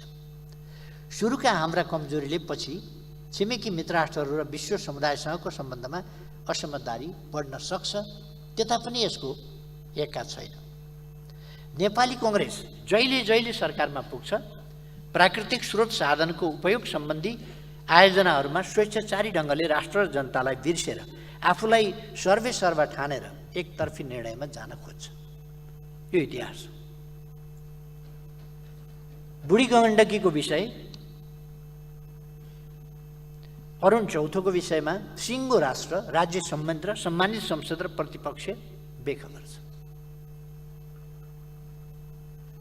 यति मात्र होइन, विदेशी कूटनीतिज्ञहरू, मन्त्रीहरू, प्रतिनिधिहरूको भ्रमणलाई न्यूनतम कूटनीतिक मर्यादा र अन्तर्राष्ट्रिय मान्यता अनुकूल बनाउन यो सरकार सक्दैन, चाहँदैन, लाचार छ। यो लाचार छाया भयो। यो सरकार निरीह स्कटिङ दिएर एउटा सहायक मन्त्री आउँदा गुम्बामा कहाँ अनि कस्तो छिमेक सम्बन्धप्रतिको हाम्रो इमान्दारिता हुन्छ कि हुँदैन? अनि हाम्रो संविधानले भनेको तटस्थता, हाम्रो संविधानले भनेको आफ्नो राष्ट्रिय स्वतन्त्रता र स्वतन्त्र परराष्ट्र नीति, आन्तरिक नीति तय गर्ने हाम्रो क्षमता, कुनै पनि राष्ट्रका कहाँ जाने, कहाँ जान नदिने, कहाँ घुम्न नजाने। अस्ति लिमी भ्याली जाँदाखेरि मैले सरकारको इजाजत लिएर गएँ। म देशको पूर्व प्रधानमन्त्री, बहालवाला सांसद, प्रमुख प्रतिपक्ष दलको नेता, मैले आफ्नै देशभित्र पनि इजाजत लिएर, प्रशासनसँग इजाजत लिएर म लिमा जस्तो हुम्लाको दुर्गम ठाउँमा जाँदा, आफ्नै नेपालको बस्तीभित्र जाँदा मैले इजाजत लिएर जानु पर्यो। अनि विदेशी मन्त्री आएर इजाजत लिनुपर्छ कि पर्दैन? इजाजत लिनुपर्छ भने किन इजाजत दिनुभयो? कसरी इजाजत दिनुभयो? कसको पक्षमा इजाजत दिनुभयो? कसको विपक्षमा इजाजत दिनुभयो? छिमेक सम्बन्धका संवेदनशीलताहरूलाई बुझ्नु भएको छ कि छैन? अहिलेको सरकारले बुझ्छ कि बुझ्दैन? गठबन्धनले बुझ्छ कि बुझ्दैन? अनि कति लाचारी, सत्ता कति प्यारो, बाटै पछि सत्ता फुत्किहाल्छ, उम्किहाल्छ। कस्तो अचम्मको, कति नाजुक तपाईँहरूको यो गठबन्धन बलियो छ भन्नुहुन्छ। तर एउटा विदेश मन्त्री पनि होइन, सहायक मन्त्री कोही आयो भने थुर तपाईँहरूको 3 दिन काम जरो हट्दैन। अनि कसरी आफ्नो स्वाधीनताको तपाईँहरू रक्षा गर्नुहुन्छ?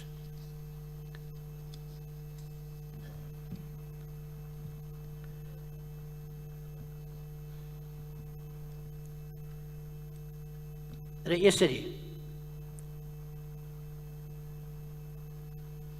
यसबाट उत्पन्न हुन सक्ने असन्तुलन र त्यसबाट विकसित हुन सक्ने संशयबाट नेपाल र नेपालीले बेहोर्नु पर्ने परिणामप्रति यो सरकार जिम्मेवार छैन, देखिएन। म भन्न चाहन्छु, गठबन्धन सरकार हाम्रो परराष्ट्र नीतिको असंलग्नता, न्यायोचित तटस्थता, निष्पक्षता र स्वतन्त्रतामाथि प्रहार नगरियोस्। नेपालको परराष्ट्र नीति अहिलेको यो गठबन्धन नामको कृत्रिम आर्टिफिसियल पासा फ्याँकेर ल्याएको सरकार, यो अस्थायी सरकार, म्यादी सरकार हो। यस म्यादी सरकारको निजी विषय होइन नेपालको परराष्ट्र नीति, नेपालको परराष्ट्र सम्बन्ध। त्यसकारण तपाईहरुलाई जे पनि गर्न छुट छैन, त्यतापट्टि म ध्यान आकर्षण गर्न चाहन्छु। म भन्न चाहन्छु गठबन्धन सरकारले हाम्रो परराष्ट्र नीतिको असंलग्नता, न्यायचितता, तटस्थता, निष्पक्षता र स्वतन्त्रतामाथि प्रहार नगरोस्, राष्ट्रिय स्वाधीनता र अखण्डता कमजोर हुने कुनै षड्यन्त्र भित्रभित्रै नगरोस्। यस अनि छद्म नीति नलियोस्।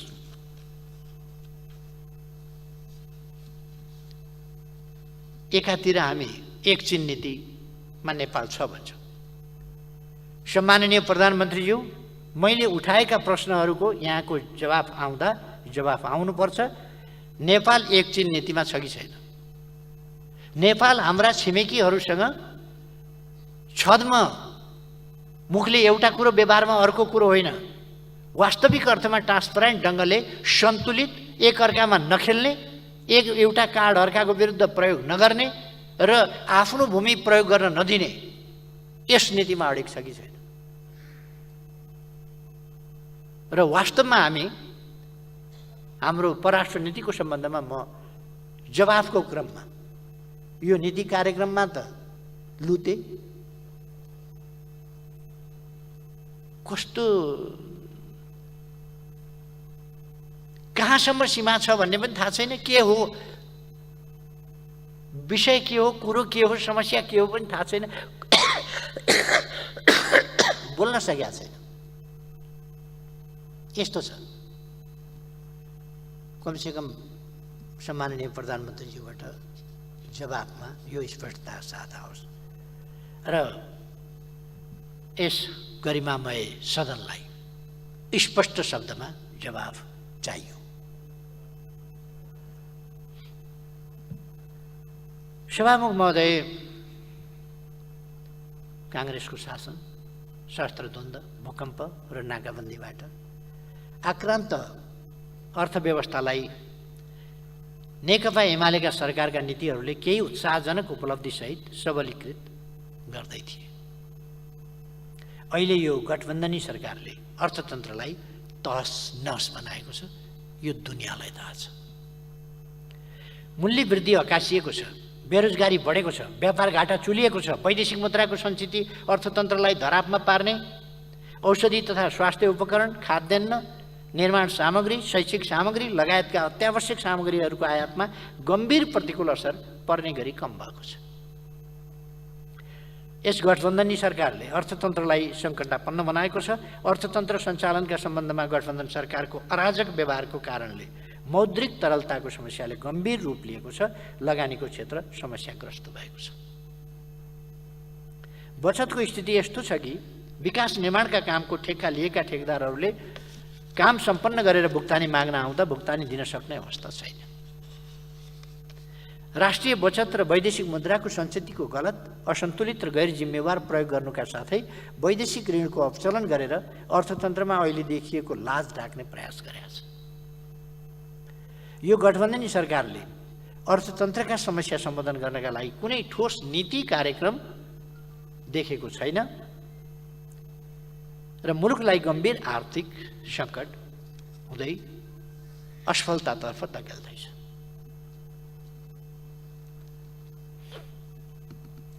जनतालाई चर्को मूल्य वृद्धिको मारमा पारेको छ। धेरै पर जानु परेन, मैले अहिले समय पनि छैन मसँग, धेरै टाढा जानु परेन कि उदाहरणका लागि हरेक वस्तुको मूल्यलाई प्रभावित गर्ने पेट्रोलियम पदार्थको मूल्य 15-15 दिनमा अन्तर्राष्ट्रिय बजारमा आएको मूल्य अनुसार समायोजन गर्न पर्ने मूल्य समायोजनको नीतिको सट्टा यसै महिनाको पहिलो हप्ता 2 पल्ट 10 रुपियाँका दरले वृद्धि गरिन्छ। एक हप्तामा, 1 गते र 9 गते, एक हप्ताभित्र 2 पल्ट मूल्य वृद्धि गरिन्छ। 15 दिनमा समायोजन गर्ने नीति कहाँ हो? यो त जनतालाई धोका दिएको के भने 30 गते भोट खसाइन्जेलसम्म चुप लागेर बस्ने, भोट खसाएको भोलिपल्ट मूल्य वृद्धिको डन्डाले चाहिँ हात दिने जनतालाई, र त्यो पनि फेरि 1 हप्ता नपुग्दै अर्को डन्डाले हात दिने। प्रति लिटर पेट्रोलियम पदार्थमा 20 रुपियाँ मूल्य हप्तामा वृद्धि भएपछि त्यसको हरेक वस्तुमा, त्यो त ढुवानीमा असर पर्ने भयो, त्यसको सम्पूर्ण कुरामा असर पर्ने भयो नि, हरेक वस्तुको मूल्य वृद्धि तदनुसार नै हुने भयो। यसरी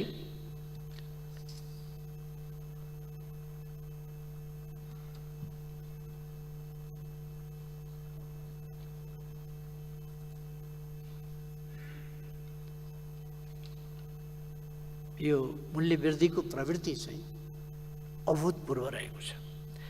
यसको पछाडि यो मूल्य वृद्धिको सन्दर्भमा पनि यसले कीर्तिमान कायम गरेको छ, अहिले नकारात्मक कीर्तिमान। यसको कारणको पछाडि पनि म पछि आउनेछु।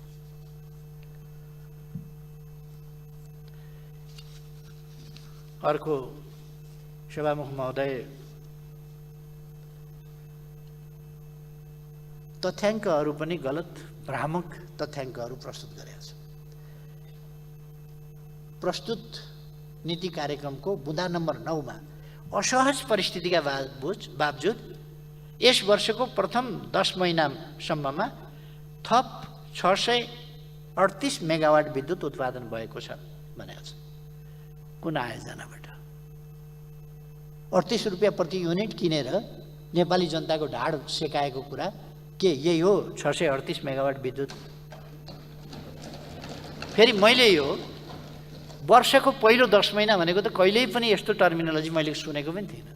वर्षको पहिलो 10 महिना, वर्षको पहिलो 1 महिना भन्ला, वर्षको पहिलो 2 महिना भन्ला, पहिला त्रैमासिक, प्रथम त्रैमासिक भन्ला, प्रथम चौमासिक भन्ला, द्वितीय त्रैमासिक भन्ला, द्वितीय चौमासिक भन्ला, अर्धवार्षिक भन्ला। तर वर्षको पहिलो 10 महिना, वर्षको पहिलो 11 महिना, वर्षको पहिलो 12 महिना यस्तो पनि भनेको चाहिँ मैले सुनेको थिएँ। वर्षको पहिलो 10 महिनामा पहिलो 10 महिना, बाँकी कति रह्यो वर्षमा? दोस्रो 10 महिना हुन्छ वर्षमा कि हुँदैन? दोस्रो 10 महिना हुँदैन भने पहिलो 10 महिना कहाँबाट आयो हजुर? यो कस्तो भाषा हो? कति साह्रो नेपाली जनतालाई अल्म ल्याएको हो यो। औँलामा थुक राखेर सारे भन्दा पनि बढी चटक भयो यहाँहरूको। कहाँबाट यो 638 प्रथम 10 महिना? कुन आयोजना सुरु गर्नुभयो? कुन आयोजना पुरा गर्नुभयो? कुन आयोजनाबाट 638 मेगावाट विद्युत निकाल्नु? 38 रुपियाँ प्रति युनिट विद्युत नेपालीलाई बेच्नुहुन्छ। त्यहाँ पनि अर्को फेरि थुक सार्ने चलाकी देखाउनुहुन्छ। त्यो के भने 9 रुपियाँ मात्रै जनतालाई तिराउने, बाँकी त विद्युत प्राधिकरणले बिहोर्छ। विद्युत प्राधिकरणले घरभर ल्याएर बिहोर्छ कि नेपाली जनताको पैसा, नेपाली जनताले सञ्चित गरेको पैसाबाट गुल्छर्रा उडाएको हो यो?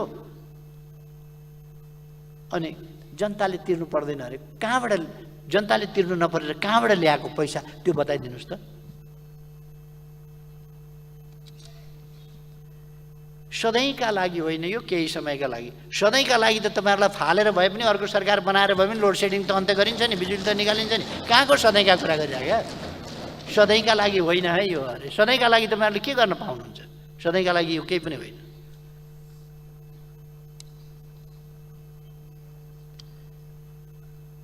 अब कुन आयोजना यस वर्ष सुरु भएर 10 महिनामा सम्पन्न भयो? यस्तै छन् तथ्याङ्कहरू। मैले खालि एउटा नमुना मात्रै। एक सितो भात छामेपछि भात पाको कि पाकेन भन्ने बुझिन्छ।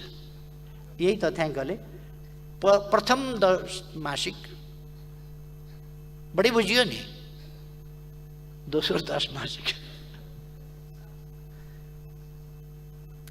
सभामुख महोदय, यी तथ्याङ्क नभएर मिथ्याङ्क हुने।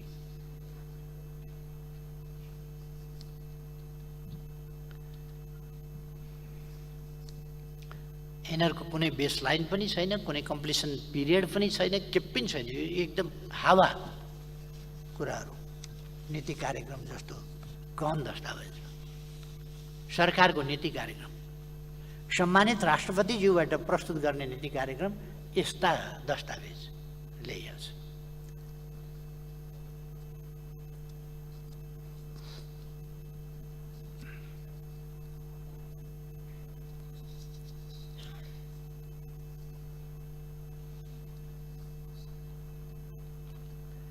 सभामुख महोदय, नीति कार्यक्रम मार्फत सरकारले जनता समक्ष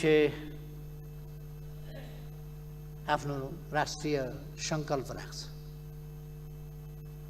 राष्ट्रिय सङ्कल्प आफ्नो के हो, कहाँ पुग्ने हो, के गन्तव्य हो, कुन कुन क्षेत्रका गन्तव्य के हुन्, तिनीहरूलाई प्राप्त गर्ने नीति के हो, ती नीतिहरू प्राप्त गर्ने कार्यक्रम के हो र त्यो कार्यक्रमका लागि कस्ता योजनाहरूका साथ सरकार अगाडि बढ्छ। त्यसमा नीतिगत पक्ष कस्ता छन् र कार्यक्रमिक पक्ष कस्ता छन् भन्ने कुराहरू नीति कार्यक्रममा वर्णित हुन्छ। राज्य सञ्चालनको बृहत्तर स्वरूप त्यसले प्रस्तुत गर्छ। कसरी राज्य सरकार सञ्चालन कसरी गर्छ, राजनीति कसरी सञ्चालन गर्छ, भ्रष्टाचार नियन्त्रण कसरी गर्छ, समाजमा रहेका असङ्गत विसङ्गत र न्यूनताहरूलाई कसरी समाधान दिन्छ, यस्ता कुराहरू नीति कार्यक्रममा स्पष्ट ढङ्गले, योजनाबद्ध ढङ्गले र सुविचारी ढङ्गले प्रस्तुत गरिएका हुन्छ।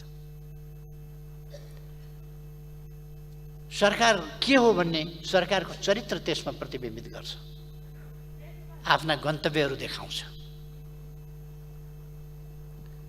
आफ्नो राजनीति, अर्थनीति, विदेश मामिला सञ्चालन सम्बन्धी नीति,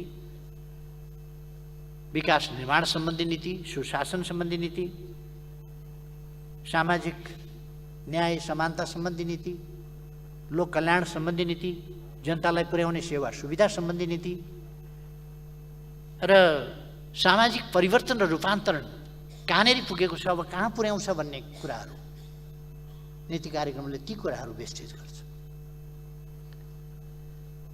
त्यसरी वार्षिक नीति कार्यक्रम घोषणा गरिएको हुन्छ। अर्थतन्त्रका विभिन्न आयामहरूमा उत्पादकत्वको वृद्धि, भौतिक पूर्वाधारको निर्माण कसरी गर्ने, सामाजिक पूर्वाधारको निर्माण कसरी गर्ने, तिनीहरूको सुधार, बचत, राष्ट्रिय पुँजी निर्माण कसरी गर्ने, आत्मनिर्भरतातर्फ कसरी लाने, वैदेशिक परनिर्भरता कसरी घटाउने, व्यापार सन्तुलन कसरी कायम गर्ने जस्ता विषयहरू तय गरेको हुन्छ। शिक्षा, स्वास्थ्य, खानेपानी, सरसफाइ क्षेत्रमा जनताको पहुँच र जनतालाई सेवा कसरी उपलब्ध गराउने, सेवाको गुणस्तर र सुधार लगायतका विषयहरू नीति कार्यक्रममा समातिएका हुन्छन्। सेवा प्रवाह, भ्रष्टाचार नियन्त्रण, सुशासनका क्षेत्रमा पर्याप्त गर्न सकिने र गर्न खोजिएका के कस्ता कुराहरू छन्, उपलब्धिहरू के भएका छन् र कस्ता योजनाहरू छन् अब भन्ने कुरा प्रस्तावित गरिएको हुन्छ। त्यहाँ राष्ट्रिय दृष्टिकोण, नेसनल भिजन त्यसमा प्रस्तुत गरिएको हुन्छ। सर्वाधिक महत्त्वका राष्ट्रिय कार्यसूचीहरूको आधारभूत संरचनामा रहेर क्षेत्रगत उद्देश्य र लक्ष्यहरूको स्पष्ट खाका तयार गरेर त्यसको अनुशासनमा वार्षिक नीति र कार्यक्रम तर्जुमा गर्ने र त्यसको कार्यान्वयनलाई प्राथमिकता निर्धारण गरेर अनि त्यसपछि बजेट विनियोजन गर्ने काम भएको हुन्छ। सभामुख महोदय, यस नीति कार्यक्रमलाई यस पाटोबाट, यस दृष्टिकोणबाट हेर्दा कठै भन्न सकिन्छ, कठै भन्न महलमल्य। घरमा गएपछि फेरि त्यसलाई मैले दोहोऱ्याएर पढेँ।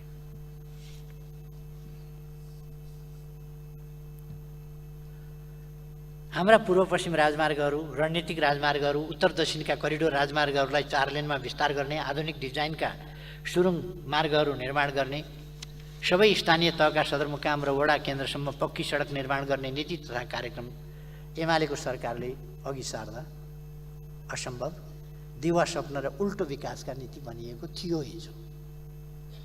त्यसो गर्दाखेरि त्यसलाई के भन्छ त सरकारले, म सुनिरहेको थिएँ।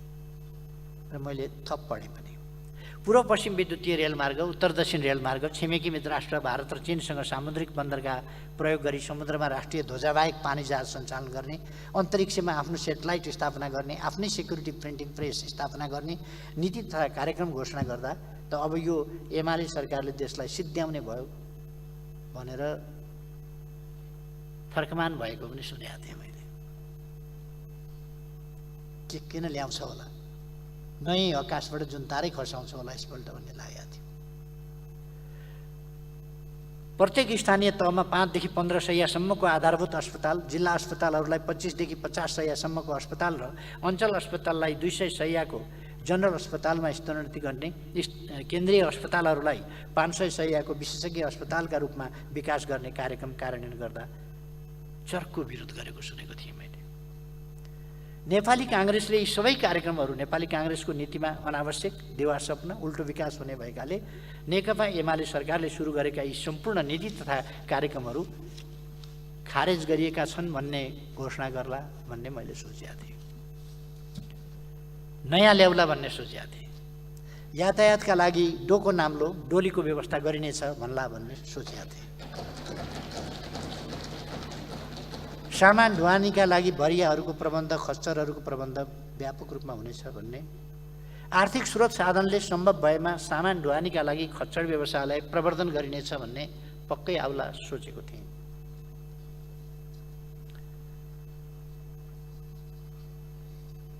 यस्तो कार्यक्रमहरू आउला भनेर सुनेर बस्या त केही पनि छैन बा। उही हिजोकै कुराहरू दोहोऱ्याएको छ फेरि, खुरु खुरु खुरु जेलले धारे हात लाएर शराब पिएको थियो, जुन कारणले सरकार नहटाइ नभएको थियो।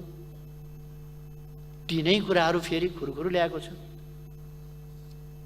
मैले त पेसो विचार गरेको थिएँ, सबै औद्योगिक ग्रामहरू बन्द गर्ने, विशेष आर्थिक क्षेत्रहरू र स्टार्टअप फन्डको व्यवस्थाहरू खारेज गर्ने, प्रधानमन्त्री कृषि आधुनिकीकरण परियोजना लगायतका कार्यक्रमहरू रद्द गर्ने घोषणा हुने हो कि।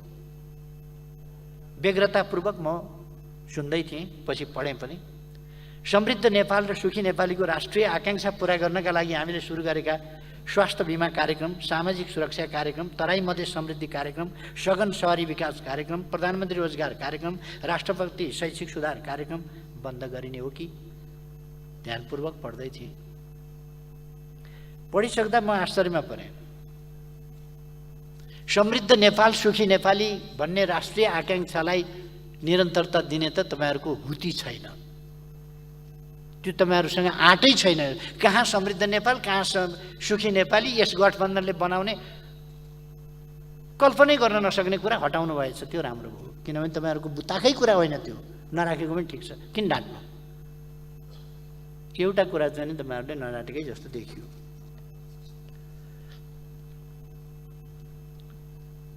पढिसक्दाखेरि म आश्चर्यमा परेँ। नीति कार्यक्रममा त नेपाल र नेपालीलाई केन्द्रमा राखेर नेकपा एमालेको सरकारले अघि सारेका सुरु गरेका नीति कार्यक्रमहरू नै देखिन्छन्। फेरि केही आएको छ भने त त्यही आएको छ, केही आएको छ भने त्यही आएको छ।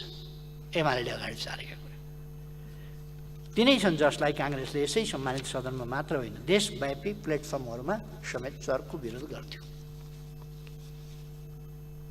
अब सूर्य जस्तै छर्लङ्ग भएको छ कि नेपाली काङ्ग्रेससँग नेपाल र नेपालीको विकास, समृद्धि, राष्ट्रिय स्वाभिमान र सम्मान अभिवृद्धि गर्नका लागि कुनै नीति छैन, कार्यक्रम छैन, भिजन छैन, योजना छैन, मार्गचित्र हुने कुरै भएन, गन्तव्य सन्तव्य केही छैन।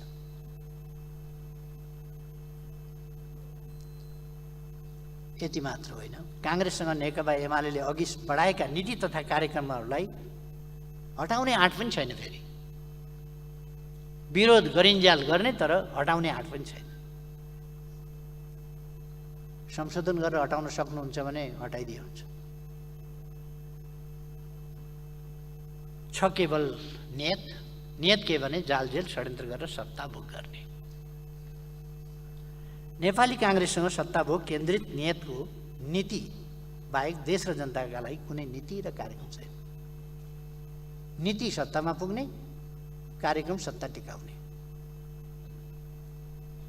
त्यसका लागि जे पूर्वाधारहरू तयार गर्नुपर्छ गर्ने।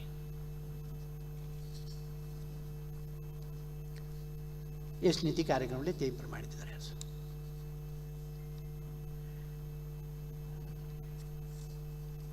मलाई लाग्छ नेपाली काङ्ग्रेसले यस नीति कार्यक्रम मार्फत आफ्नो पहिचान पनि गुमाएको छ। कम्तीमा पनि फजुल खर्च कटौती गरी अर्थतन्त्र बलियो बनाउन स्वास्थ्य बिमा कार्यक्रम, ज्येष्ठ नागरिक र एकल महिला लगायतलाई उपलब्ध गराउँदै आएको सामाजिक सुरक्षा भत्ता दिने कार्यक्रम र स्थानीय तहमा विकास निर्माणका लागि सोझै बजेट उपलब्ध गराउने व्यवस्था कनिका छर्ने कार्यक्रम भएकोले खारेज गरिएको छ भन्ने त हुनु पर्थ्यो। त्यही भने हो हिजो। आर्थिक उदारीकरणबाट लाभ लिनका लागि करेन्ट अकाउन्ट मात्रै होइन, क्यापिटल अकाउन्ट पनि तत्काल खुला गरिएको छ भन्ने त हुनु पर्थ्यो। ध्वस्तै बनाउनु परेपछि कर फर्स्योट आयोग गठन गरी फेरि नेकपा एमाले त्यसलाई बन्द गरिदिएछ। कर फर्स्योट आयोग पुनः गठन गरी माफी दिने व्यवस्थालाई पुनर्जागृत गरिनेछ भन्ने त हुनु पर्थ्यो। जस्ता नीति कार्यक्रम ल्याएर आफ्नो पहिचान बचाउन काङ्ग्रेसले सक्छ कि भन्ने लागेको थियो।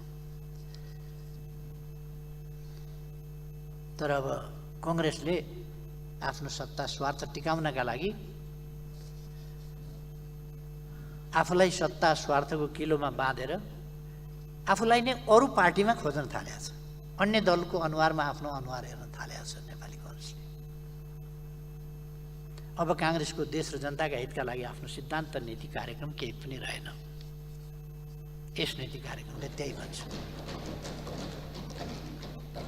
उत्पादन र उत्पादकत्व वृद्धि, भौतिक पूर्वाधार निर्माण, व्यापक रोजगारी सृजना, शिक्षा र स्वास्थ्य सेवामा गुणात्मक सुधार, सामाजिक सुरक्षा र कल्याण, सामाजिक न्याय, सेवा प्रवाह, सुशासन, अन्तर्राष्ट्रिय सम्बन्ध र नेपालीको सम्मान अभिवृद्धिका क्षेत्रमा नेकपा एमाले सरकारले सुरु गरेका र कार्यान्वयन गरेका नीति तथा कार्यक्रमहरू खारेज गरेर त्यसको वैकल्पिक नीति प्रस्ताव गर्न म नेपाली काङ्ग्रेसलाई चुनौती दिन चाहन्छु, जसको काङ्ग्रेसले हिजो विरोध गरेका थियो।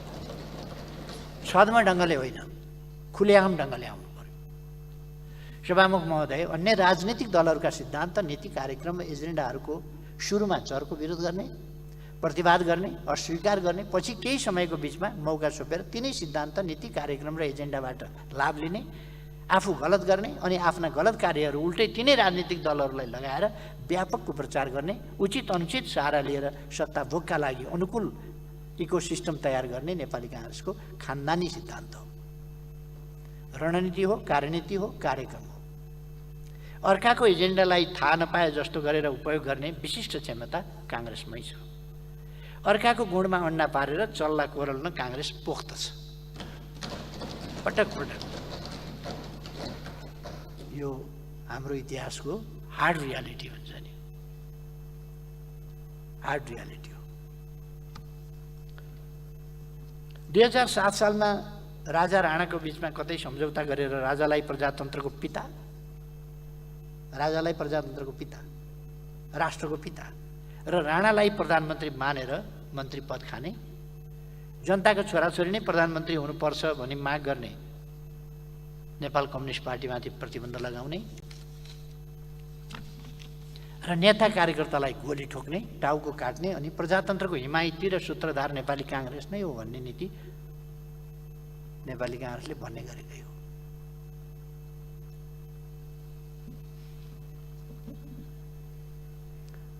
संविधान सभाको निर्वाचन छोडेर राजाले दिएको सर्वाधिकार मात्र होइन, अवशिष्ट अधिकार निरपेक्ष रूपमा राजामै रहेको संविधान मान्ने, राजाले गराएको संसदीय निर्वाचन स्वीकार गर्ने, आफ्नो प्रचण्ड बहुमत 74 सिट भएको संसदलाई राजाले विघटन गर्दा 4 सिट भएको, त्यति बेला 4 सिट भएको कम्युनिस्ट पार्टीले विघटित संसद नै पुनर्स्थापना हुनुपर्छ भनेर माग गर्दा त्यसमा पनि सहमत नहुने र सहकार्य गर्न नमान्ने र त्यसरी अस्वीकार गरेर निर्दलीय पञ्चायत र निरङ्कुश राजतन्त्रलाई मजबुत बनाउने, बरु उसैसँग घाँटी जोड्न जाने, काङ्ग्रेसले निरङ्कुश राजतन्त्र र निर्दलीय पञ्चायतको अन्त्यका लागि औपचारिक रूपमा कहिल्यै माग गरेन। यसका लागि नेपाल कम्युनिस्ट पार्टीले अघि सारेका कुनै पनि प्रस्तावहरू स्वीकार गरेन। बरु 36 सालको जनमत सङ्ग्रहपछि त नेपाली काङ्ग्रेसले विधिवत रूपमा निर्दलीय पञ्चायत र निरङ्कुश राजतन्त्रलाई स्वीकार गरेको सार्वजनिक घोषणा नै गर्यो, किनभने जनमत सङ्ग्रहको परिणामलाई सगर्व स्वीकार गर्ने, पञ्चायतको जितलाई स्वीकार गर्ने र जनताको अभिमत हो भनेर स्वीकार गर्ने काम नेपाली कङ्ग्रेसले गरेका थियो। खालि नेपाली कङ्ग्रेसका नेताहरूको यसो विगततर्फ एक फ्ल्यास दिएको मात्रै।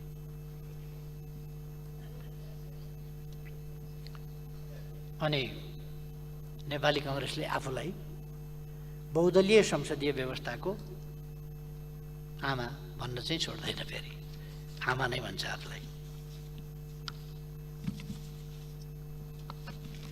नेपाली कङ्ग्रेस र राजाको घाँटी जोडिएको छ भन्ने, संसद विघटन गरी राजामा सत्ता सुम्पिने, राजाबाट आफै असक्षम घोषित हुने, पुनः बक्सिएको पद हात थाप्ने, गोर्खाली राजाबाट न्याय पाए भन्ने अनि राजतन्त्र समाप्त पारी गणतन्त्र ल्याए भन्ने नीतिको प्रतिपादक यो धरतीमा नेपाली कङ्ग्रेस हो। जता फर्किए भने चितकी पट भन्दाखेरि चित पनि मेरा, पट पनि मेरा, अन्टी मेरा बापका भन्थ्यो अरे एउटाले हिन्दीमा। चित पर्यो भने मेरो, पट पनि मेरो, होइन कोल्टे परेछ नि भनेको त्यो त मेरो बाउको पर्यो। त्यसो भए नेपाली कङ्ग्रेसको नीति त्यस्तै हो। ताजा जनादेशका लागि निर्वाचनमा जान अस्वीकार गर्ने, सर्वोच्च अदालतमा आफूलाई प्रधानमन्त्री नियुक्त गरी पाऊँ भनी प्रमुख दावेदार भएर मुद्दा दायर गर्ने, दलीय राजनीतिको मर्ममा प्रहार गर्ने अनि आफ्नो इच्छा नभई अर्काले भनेको भरमा सरकार प्रमुख हुनु पर्यो भन्ने। प्रधानमन्त्री चयनको यस्तो घोर अलोकतान्त्रिक सिद्धान्तको प्रतिपादक पनि नेपाली कङ्ग्रेस हो। म भन्न चाहन्छु, अर्काको आग्रहमा बनेको सरकार कसको आग्रहमा चल्छ, कसको हितमा काम गर्छ? यो गम्भीर सङ्गीन प्रश्न नेपाली जनतामा छ। यो परमादेशी सुविधाजनक सरकारका कतिपय निर्णयहरूमा, सुविधाजनक भनेको कम्फर्टेबल है, अङ्ग्रेजी शब्द पनि बिर्सिनु हुँदैन, कहिलेकाहीँ बडा अर्थ राख्छ क्या त्यसले। यो परमादेशी सुविधाजनक यानि कम्फर्टेबल, नेपाली जनताले आजकल सुविधाजनक भन्दा बढ्ता कम्फर्टेबल बुझ्न थाले क्या। सरकारका कतिपय निर्णयहरूमा शङ्कास्पद प्रतिबिम्बहरू देखिसकेका छन्। नेपाली काङ्ग्रेसकै नीतिका कारण 7 सालमा आएको गणतन्त्रलाई संस्थागत गर्न आधा शताब्दीभन्दा बढी सङ्घर्ष गर्नु पर्यो। बहुदलीय संसदीय लोकतन्त्रका लागि करिब 40 वर्ष सङ्घर्ष गर्नु पर्यो। संविधान सभाका लागि करिब 60 वर्ष सङ्घर्ष गर्नु पर्यो। कतिले प्राण उत्सर्ग गर्नु पर्यो, कतिले जेलनेलको कठोर यातना भोग्नु पर्यो, कतिको जीवन बर्बाद भयो। यही 60-70 वर्षको अवधिमा विश्वका सबै देशहरूले विकासमा फड्को मारे। हामी नेपाली गरिब, अभाव, विपन्नता, बेरोजगारीको दुष्चक्रमा फस्यौँ, वञ्चितीकरणमा पर्यौँ। यदि नेपाली काङ्ग्रेसको असक्षमता र गलत नीति नभएको भए नेपाल र नेपालीको अवस्था र सम्मान आज विश्वमा एउटा उचाइमा पुगेको हुने थियो।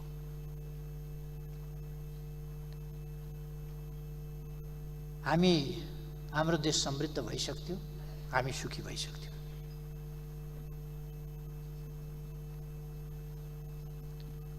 यस नीति कार्यक्रमले चर्को आवाजमा यसपल्ट भन्यो, काङ्ग्रेसको नीतिबाट देश बन्दैन,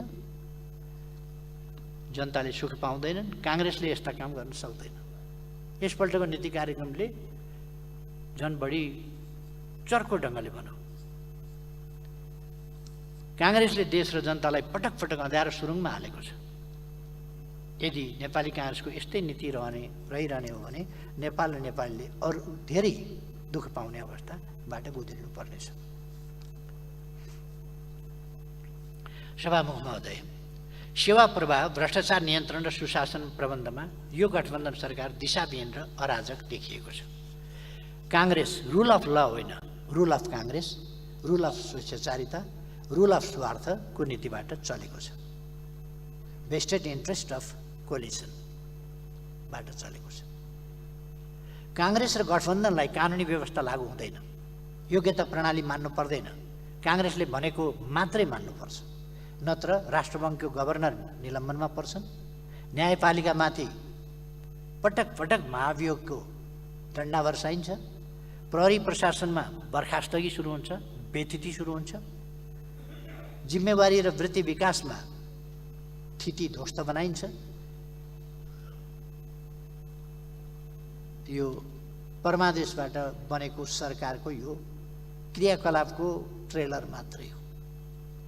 यदि यस्तै चलिरहने हो भने यो देश यो ट्रेलरले सङ्केत गर्दछ कहाँ पुग्छ भनेर। राज्य संयन्त्र सत्ता र स्रोत साधनको चरम दुरुपयोगबाट यो सरकार जति समय रहन्छ मुलुकको अधोगतिको चलचित्र मञ्चन पनि त्यसरी नै हुँदै जान्छ। गठबन्धन सरकारको नीति र कार्यक्रमको अक्षर जे भए पनि मर्म र भावना यसैतर्फ केन्द्रित छ।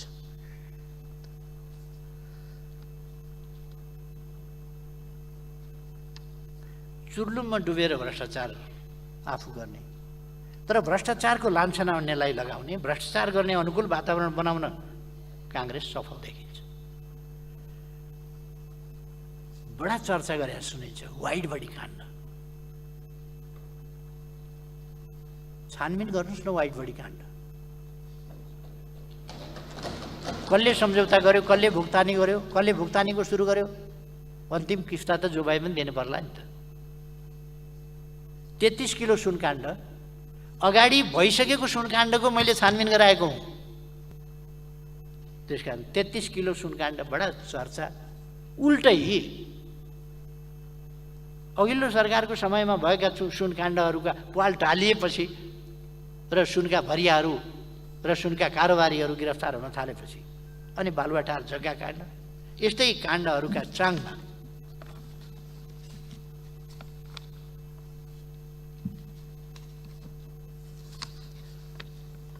उभिएर गठबन्धन भएकै छ।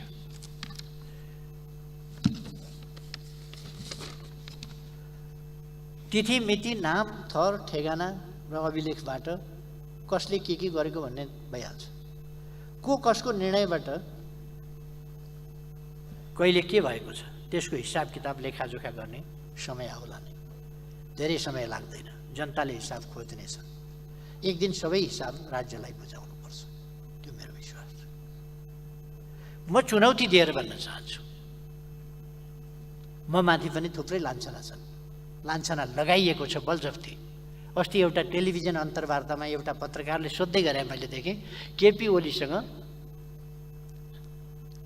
2 खरब रुपैयाँ छ भन्ने सुनिन्छ, के हो भनेर। ती तथाकथित विद्वानले केपी ओलीलाई पनि आफू जस्तै ठानेर रहेछन्। मुस्कुराउँदै बडो गम्भीर भावमा उनले मुस्कुराउँदै भने, त्यति त होइन, म जहाँसम्म यकिन छु 20 देखि 40 अरब रुपियाँ चाहिँ केपी ओलीसँग नगदै छ। पत्रकारले खुसियालीपूर्ण ढङ्गले सोध्यो, कहाँ होला त्यो पैसा? रिजर्भ ब्याङ्कमा। उनले बडो यकिन साथ भने रिजर्भ ब्याङ्कमा। आज यस सम्मानित संसदको रोस्टमबाट म भन्दैछु, तिनै व्यक्तिका नाममा रिजर्भ ब्याङ्कले पनि सुनोस् मेरो कुरा, रिजर्भ ब्याङ्कमा मेरो जति 100 करोड जति अरब छ सबै तिनै व्यक्तिका नाममा सारिदियोस्। अर्को, मेरो बारेमा भ्रष्टाचारका चर्चा गर्ने नेताज्यूहरू, प्रधानमन्त्रीज्यू, पूर्व प्रधानमन्त्रीज्यू, मन्त्रीज्यूहरू र मान्यज्यूहरू लगायत अरू सबैलाई पनि म चुनौती दिन चाहन्छु। मैले आफ्नो सम्पूर्ण चल अचल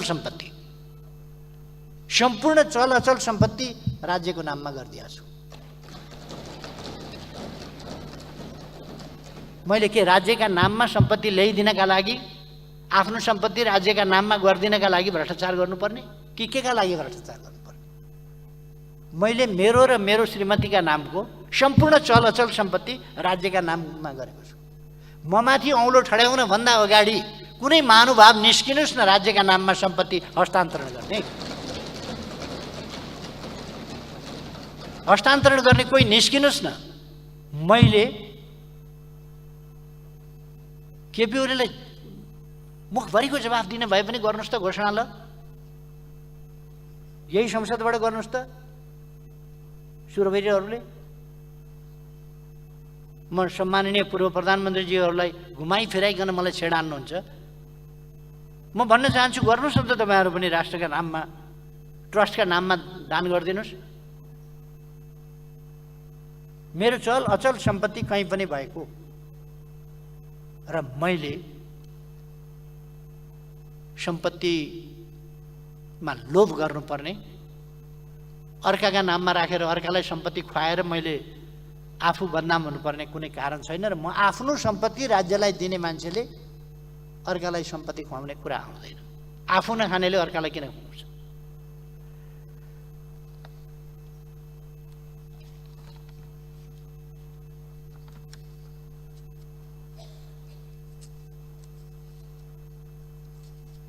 र सभामुख महोदय, यस नीति कार्यक्रमलाई कमसेकम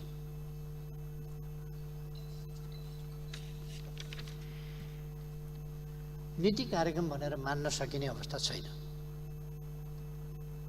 यो गठबन्धनले देशलाई चाहिएको आज के हो भन्दा, देशलाई चाहिएको युनिटी हो।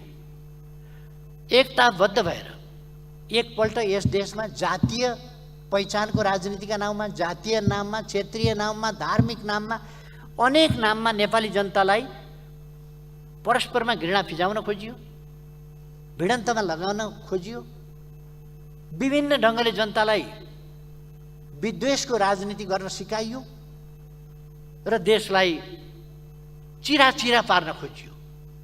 त्यसका विरुद्ध हामी लड्यौँ, राजनीतिक दलहरू लडे, नेपाली जनता लड्यौँ र नेपाल राष्ट्रलाई सामाजिक विद्वेषमा आधारित विखण्डनतिर होइन, अनेकतातिर होइन, सामाजिक सद्भाव, सामाजिक सहयोग, सहकार्य, सहअस्तित्व,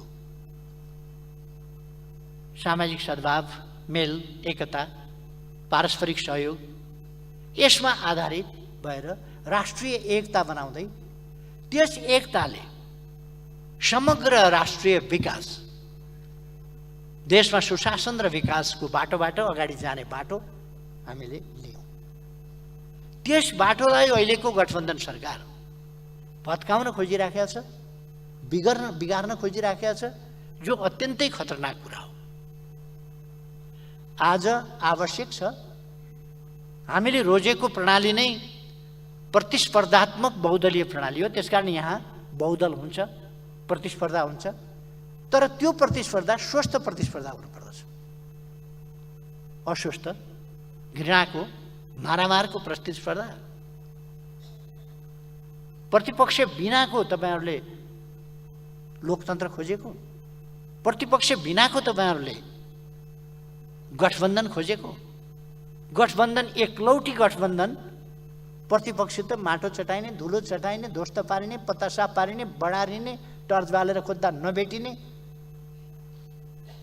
दिउँसै पनि टर्च बालेर खोज्दा भेटिँदैन अरे, त्यहाँ पुर्याउने प्रतिपक्ष भनेपछि प्रतिपक्ष विहीन कस्तो डेमोक्रेसी तपाईहरुले खोजेको हो। त्यसकारण हामी एउटा स्वस्थ डेमोक्रेसीको पक्षमा, सामाजिक सद्भाव सहितको राष्ट्रिय एकताको पक्षमा, सामाजिक न्याय र समानता सहितको राष्ट्रिय एकताको पक्षमा, असमानता र विभेदको अन्त्य भएको स्थितिको पक्षमा हामी रहेका छौँ। त्यसैका लागि प्रयास गरिरहेका छौँ र म खबरदारी गर्न चाहन्छु, गठबन्धनले राष्ट्रिय विद्वेष, द्वन्द्व, घृणा र त्यसमार्फत अनेकता र विकासका प्रयासहरूलाई छताछुल्ल पार्ने नीति लिएको छ, जो प्रतिकूल नीति हो, देशका लागि गलत हो।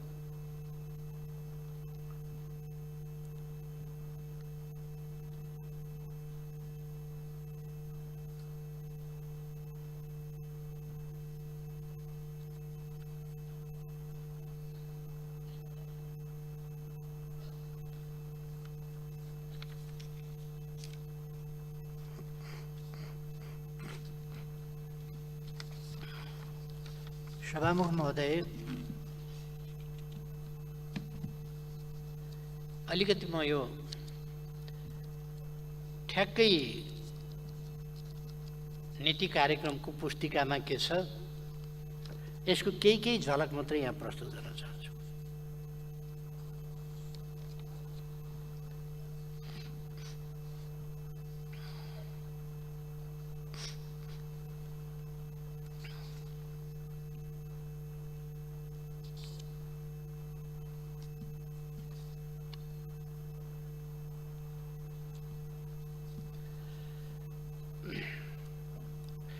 सभामुख महोदय, हुन त नेपाली कङ्ग्रेसका नेताहरूले भाषणै गरेको सुनियो, सबैले कान खोलेर सुने हुन्छ। नेपाली कङ्ग्रेस भनेको सुकुम्बासीको पार्टी होइन, यो गरिबको पार्टी होइन, यहाँ गरिब र सुकुम्बासीका पक्षधर कोही भोटर छन् भने सुने हुन्छ, नेपाली कङ्ग्रेसलाई भोट नदिए हुन्छ। डरले त्रासले जे भए पनि यसपल्ट पनि अलिक भोट केही दिएकै देखियो। तर उधमै चर्चा चल्यो, नेकपा एमाले ध्वस्तै भयो, समाप्त भयो, बजारमा त यस्तो माहौल खडा गरिएको छ, मानिलिउँ नेकपा एमाले अब समाप्तै भएको छ जस्तो गरेर। म अहिले पनि भन्न चाहन्छु, केही सिटले नेकपा एमाले पछाडि परेको छ। सिटको सन्दर्भमा भने लोकप्रिय जनमत, लोकप्रिय भोट, पपुलर भोट भन्छ नि, त्यसमा नेकपा एमाले अहिले पनि अरू सबै पार्टीभन्दा अगाडि छ र 1 नम्बर पार्टी। त्यतापट्टि ध्यान जाओस् भन्ने म आग्रह गर्न चाहन्छु। सुकुम्बासीलाई ध्वनिपूर्जा वितरण गरियो भनेर सरकार बन्ने बित्तिकै 2-3वटा काम गर्यो। एउटा, राम्रो काम गरिरहेका राजदूतहरूलाई फिर्ता बोलाउने काम। प्रधानमन्त्री खुदै बेलायत भ्रमणमा जाँदै हुनुहुन्थ्यो, बेलायतबाट राजनीतिक होइन, अपोलिटिकल खालको ब्युरोक्रेटिक पृष्ठभूमिको र अरू मैले धेरै केही भन्दिनँ, त्यस्तो मान्छे बेलायतको राजदूतमा जानुभएको थियो। उहाँलाई प्रधानमन्त्रीले आफ्नो भिजिटभन्दा अगाडि राजदूत खाली गरेर अनि त्यस्ता देशमा जाँदैन। छैन भने पनि बरु छिटो छिटो राजदूत नियुक्ति गरेर जान्छ। तर राजदूत खाली गरेर अनि प्रधानमन्त्रीजी जानुभयो। सुकुम्बासी आयोगले कहिल्यै पनि अहिलेसम्म सुकुम्बासी आयोगले, भूमि आयोगले, समस्या समाधान आयोगले काम गर्नै पाएन। किनभने जब काम गर्ने बेला हुन्छ त्यसले अध्ययन गर्छ, सही गर्छ, भङ्ग हुन्छ। नेकपा एमाले बनाएको सुकुम्बासी आयोगले 11 लाख जनता लक्षित समूह आइडेन्टिफाई गरेर, तिनको पहिचान गरेर तिनका समस्या समाधान गर्ने काम गरेको थियो। अलिया, कमैया आदि इत्यादि सबैको त्यो आयोग नै भङ्ग गर्यो। र मौन अवधिमा केही ध्वनिपूर्जा लिएर मान्छेहरू चुनावलाई दुष्प्रभावित गर्न कुदिरहेका छन् भन्ने सुनिएको थियो। त्यही होला, मौन अवधिभन्दा अगाडि कतै बाँडिएको सुनिएन, मौन अवधिमा बाँड्न कुदिराखेको सुनिएको थियो। कतिपय ठाउँमा जनताले फिर्ता पनि गरेका थिए र 23,591 जनालाई जग्गाधनी प्रमाण पूर्जा उपलब्ध गराइएको कुरा रहेछ। सायद त्यही मौन अवधिमा चुनावलाई दुष्प्रभावित गर्ने प्रयोजनका लागि गरिएको भएको नै, नत्र भने 11 लाखको समस्या समाधान गर्नुपर्ने ठाउँमा 10 महिनामा, जबकि अहिलेसम्ममा त्यो समस्याको समाधान भइसक्थ्यो, समाधानमा व्यवधान गरियो।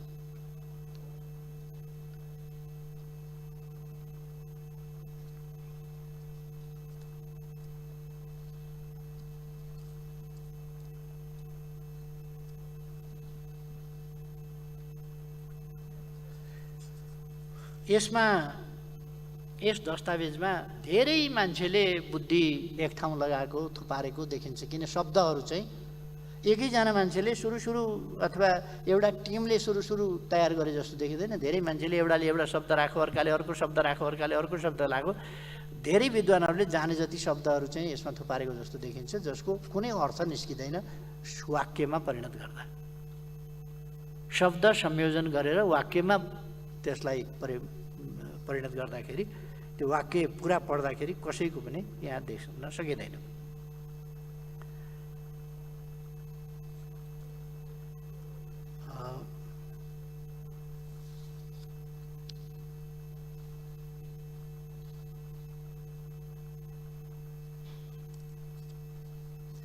बडो गोलमाल ढङ्गले प्रस्तुत गरेको छ। राष्ट्रिय गौरव रूपान्तरणकारी र रणनीतिक महत्त्वका ठुला आयोजना बाहेक अन्य आयोजनाहरू प्रदेश र स्थानीय तहबाट कार्यान्वयन गरिनेछ।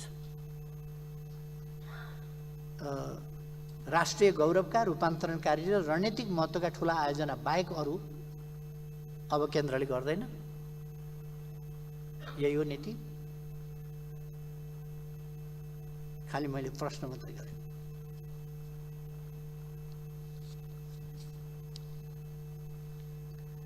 एउटा यो मुद्दा 19 मा सम्माननीय प्रधानमन्त्रीज्यूले ध्यान दिनुभयो हुन्छ। उत्पादनशील र रोजगारमूलक क्षेत्रमा कर्जा प्रवाह सहज बनाइनेछ। प्रतिस्पर्धी वस्तु तथा सेवा उत्पादन र वितरण गर्न निजी क्षेत्र सक्षम भएको क्षेत्र एवं वित्तीय रूपमा बोझिला सार्वजनिक संस्थानको व्यवस्थापन सुधार गर्ने वा एक आपसमा गाभ्ने वा खारेज गर्दै जाने नीति लिइनेछ। यो म अत्यन्त गम्भीरताका साथ यस सम्मानित सदनको ध्यानाकर्षण गर्न चाहन्छु, अत्यन्तै गम्भीरताका साथ। प्रतिस्पर्धी वस्तु तथा सेवा उत्पादन र वितरण गर्न निजी क्षेत्र सक्षम भएको क्षेत्र। निजी क्षेत्र कुनै काम गर्न सक्छ, कुन भन्दा प्रतिस्पर्धी वस्तु तथा सेवा उत्पादन र वितरण गर्न निजी क्षेत्र सक्षम भएको क्षेत्र। एउटा ध्यान दिनुहोस्। एवं वित्तीय रूपमा बोझिला सार्वजनिक संस्थानको व्यवस्थापन सुधार गर्ने भनिएको मात्रै हो, यो व्यवस्थापन सुधार गर्ने वा छ त्यसपछि एक आपसमा गाभ्ने, यो पनि भनिएको मात्रै हो, वा अब आउँछ खाटी कुरो, खारिज गर्दै जाने। यसभित्र के छ भने यो सरकारले निजी क्षेत्रलाई पेट्रोलियम पदार्थको कारोबार गर्ने इजाजत दिँदैछ। यस बुँदाको अर्थ त्यो हो, आयल निगम आधारभूत आवश्यकता र यो पेट्रोलियम पदार्थको कारोबार जस्तो कुरो गम्भीरतापूर्वक नसोची, त्यसका पक्ष विपक्ष विचार नगरी, कति चाहिँ राज्यले राख्ने, कति प्रतिशत र कति प्रतिशत दिन सकिने, यो कुरा नगरिकन सम्पूर्ण यो प्राइभेटमा हस्तान्तरण गर्ने। आयल निगम बोझिलो, यहाँ प्रयोग गरिएको शब्द वित्तीय रूपमा बोझिला, निजी क्षेत्रमा सारेपछि उसले मूल्य त आफूले घरबाट ल्याएर दिँदैन होला नि त। वित्तीय रूपमा बोझिलो किन भयो? यति नाफा हुने संस्था किन बोझिलो बनाइन्छ?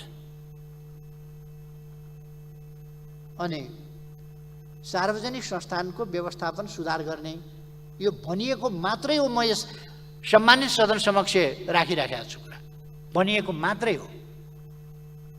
एक आपसमा गाभ्ने, आयल निगम कुन एक आपसमा गाभिन्छ? गाभ्ने होइन, वा खारेज गर्दै जाने, आयल निगमलाई अन्त्य गर्ने। यसमा सुनिन्छ अरबौंको कारोबार भइसकेको छ, अरबौंको कारोबार हुनेवाला छ। र निजी क्षेत्रलाई यसको प्रयास, म पहिलोपल्ट प्रधानमन्त्री हुँदा मलाई छक्काएर छलेर कार्तिकदेखि एउटा समिति बनाएर 73 साल 72 साल कार्तिकदेखि फागुनसम्म एउटा समिति बनाएर गोप्य रूपमा म प्रधानमन्त्री हुँदाहुँदै 5 पल्ट त्यसको मिटिङ बसेर भित्रभित्रै झुक्याएर सिद्ध्याउने उद्देश्य लिएको रहेछ। त्यो थाहा पाएपछि मैले त्यसलाई रोकिदिएँ। त्यो षड्यन्त्र मरिसकेको थिएन, छैन। त्यो षड्यन्त्र अहिले पनि चालु छ र अहिले पनि आयल निगमलाई ध्वस्त बनाउने, प्राइभेट सेक्टरलाई पेट्रोलियम पदार्थको कारोबारको जिम्मा दिने र त्यसबाट मोटो रकमको चलखेल हुने भइ पनि सकेको छ, हुने पनि वाला छ। बजार हल्लायो छ। सत्य नहोस्।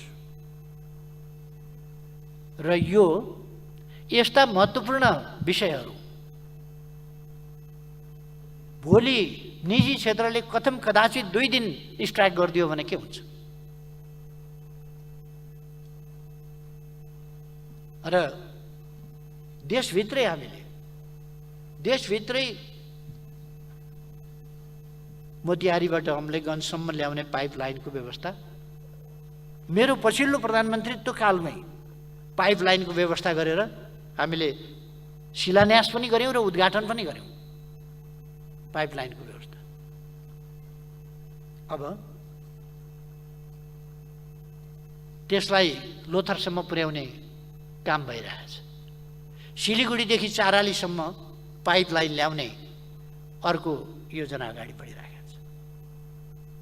र अब झन् सस्तो सहज ढङ्गले पेट्रोलियम पदार्थ आपूर्ति गर्ने र बिना व्यवधान आपूर्ति गर्ने, त्यसो गर्दा कुनै व्यावसायिक हिसाबका ट्याङ्कर व्यवसाय आदि इत्यादिका समस्याले केही नहुने, त्यस खालका कामहरूको व्यवस्था हामीले गरेका छौँ। तर अब यसलाई बेग्लै ढङ्गले यस राष्ट्रलाई खोक्रो पार्ने नियत, खोक्रो पार्ने उद्देश्य भइरहेको छ। म यस गरिमामय सदनमा यो राख्न चाहन्छु र यस मार्फत नेपाली जनतालाई पनि सजग रहनमा आग्रह गर्न चाहन्छु।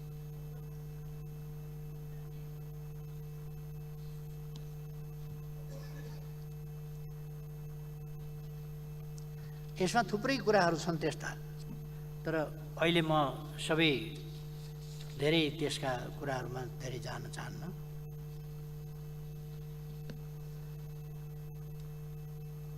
पशुपन्छीमा हुने गम्भीर प्रकृतिका महामारी नियन्त्रण गरिनेछ, स्वदेशमै भ्याक्सिन उत्पादन गर्ने नीति लिइनेछ भनेर रहेछ। अहिले नेपालमा रानीखेत, अरू खोरेत आदि विभिन्न रोगहरू निको पार्नका लागि आफै नेपालमै प्राइभेट सेक्टरबाट भ्याक्सिन उत्पादन भइरहेको छ र नेपालको भ्याक्सिन नेपालका पशुपक्षीहरूलाई लगाएर चीन, अमेरिका जस्ता देशहरूमा निर्यात पनि भइरहेको छ। यही काठमाडौँको नजिकै बनेपाको नालामा भ्याक्सिन कारखाना त्यहाँ स्थापना भएको छ र राम्रो मात्रामा त्यहाँ उत्पादन पनि भइरहेको छ। र मैले भने अहिले रानीखेत जस्ता अथवा बलु जस्ता अथवा खोरेत जस्ता अथवा अरू भ्यागुते रोग जस्ता अनेकको खोप यहाँ नेपालमै उत्पादन भएको भ्याक्सिनबाट दिइन्छ र पशुपन्छीहरूमा त्यो चाहिँ नि पशुपन्छीहरूको सुरक्षाका लागि राम्रो प्रबन्ध भएको छ। त्यो विदेश पनि निर्यात हुने गरेको छ। यो कुरो सरकारलाई थाहा छैन र उत्पादन गर्ने नीति लिने मात्रै कुरा भन्छ। अहिले नै भ्याक्सिन हामी कहाँ उत्पादन भइरहेको छ र हामीले प्रयोग गरिरहेका छौँ र निर्यात समेत गरिरहेका छौँ। सरकारको फर योर काइन्ड इन्फर्मेसन यति मैले चाहिँ जानकारी गराउन खोजेको। भनेपछि यो नीति कार्यक्रम कसरी लेखिएको छ भन्दाखेरि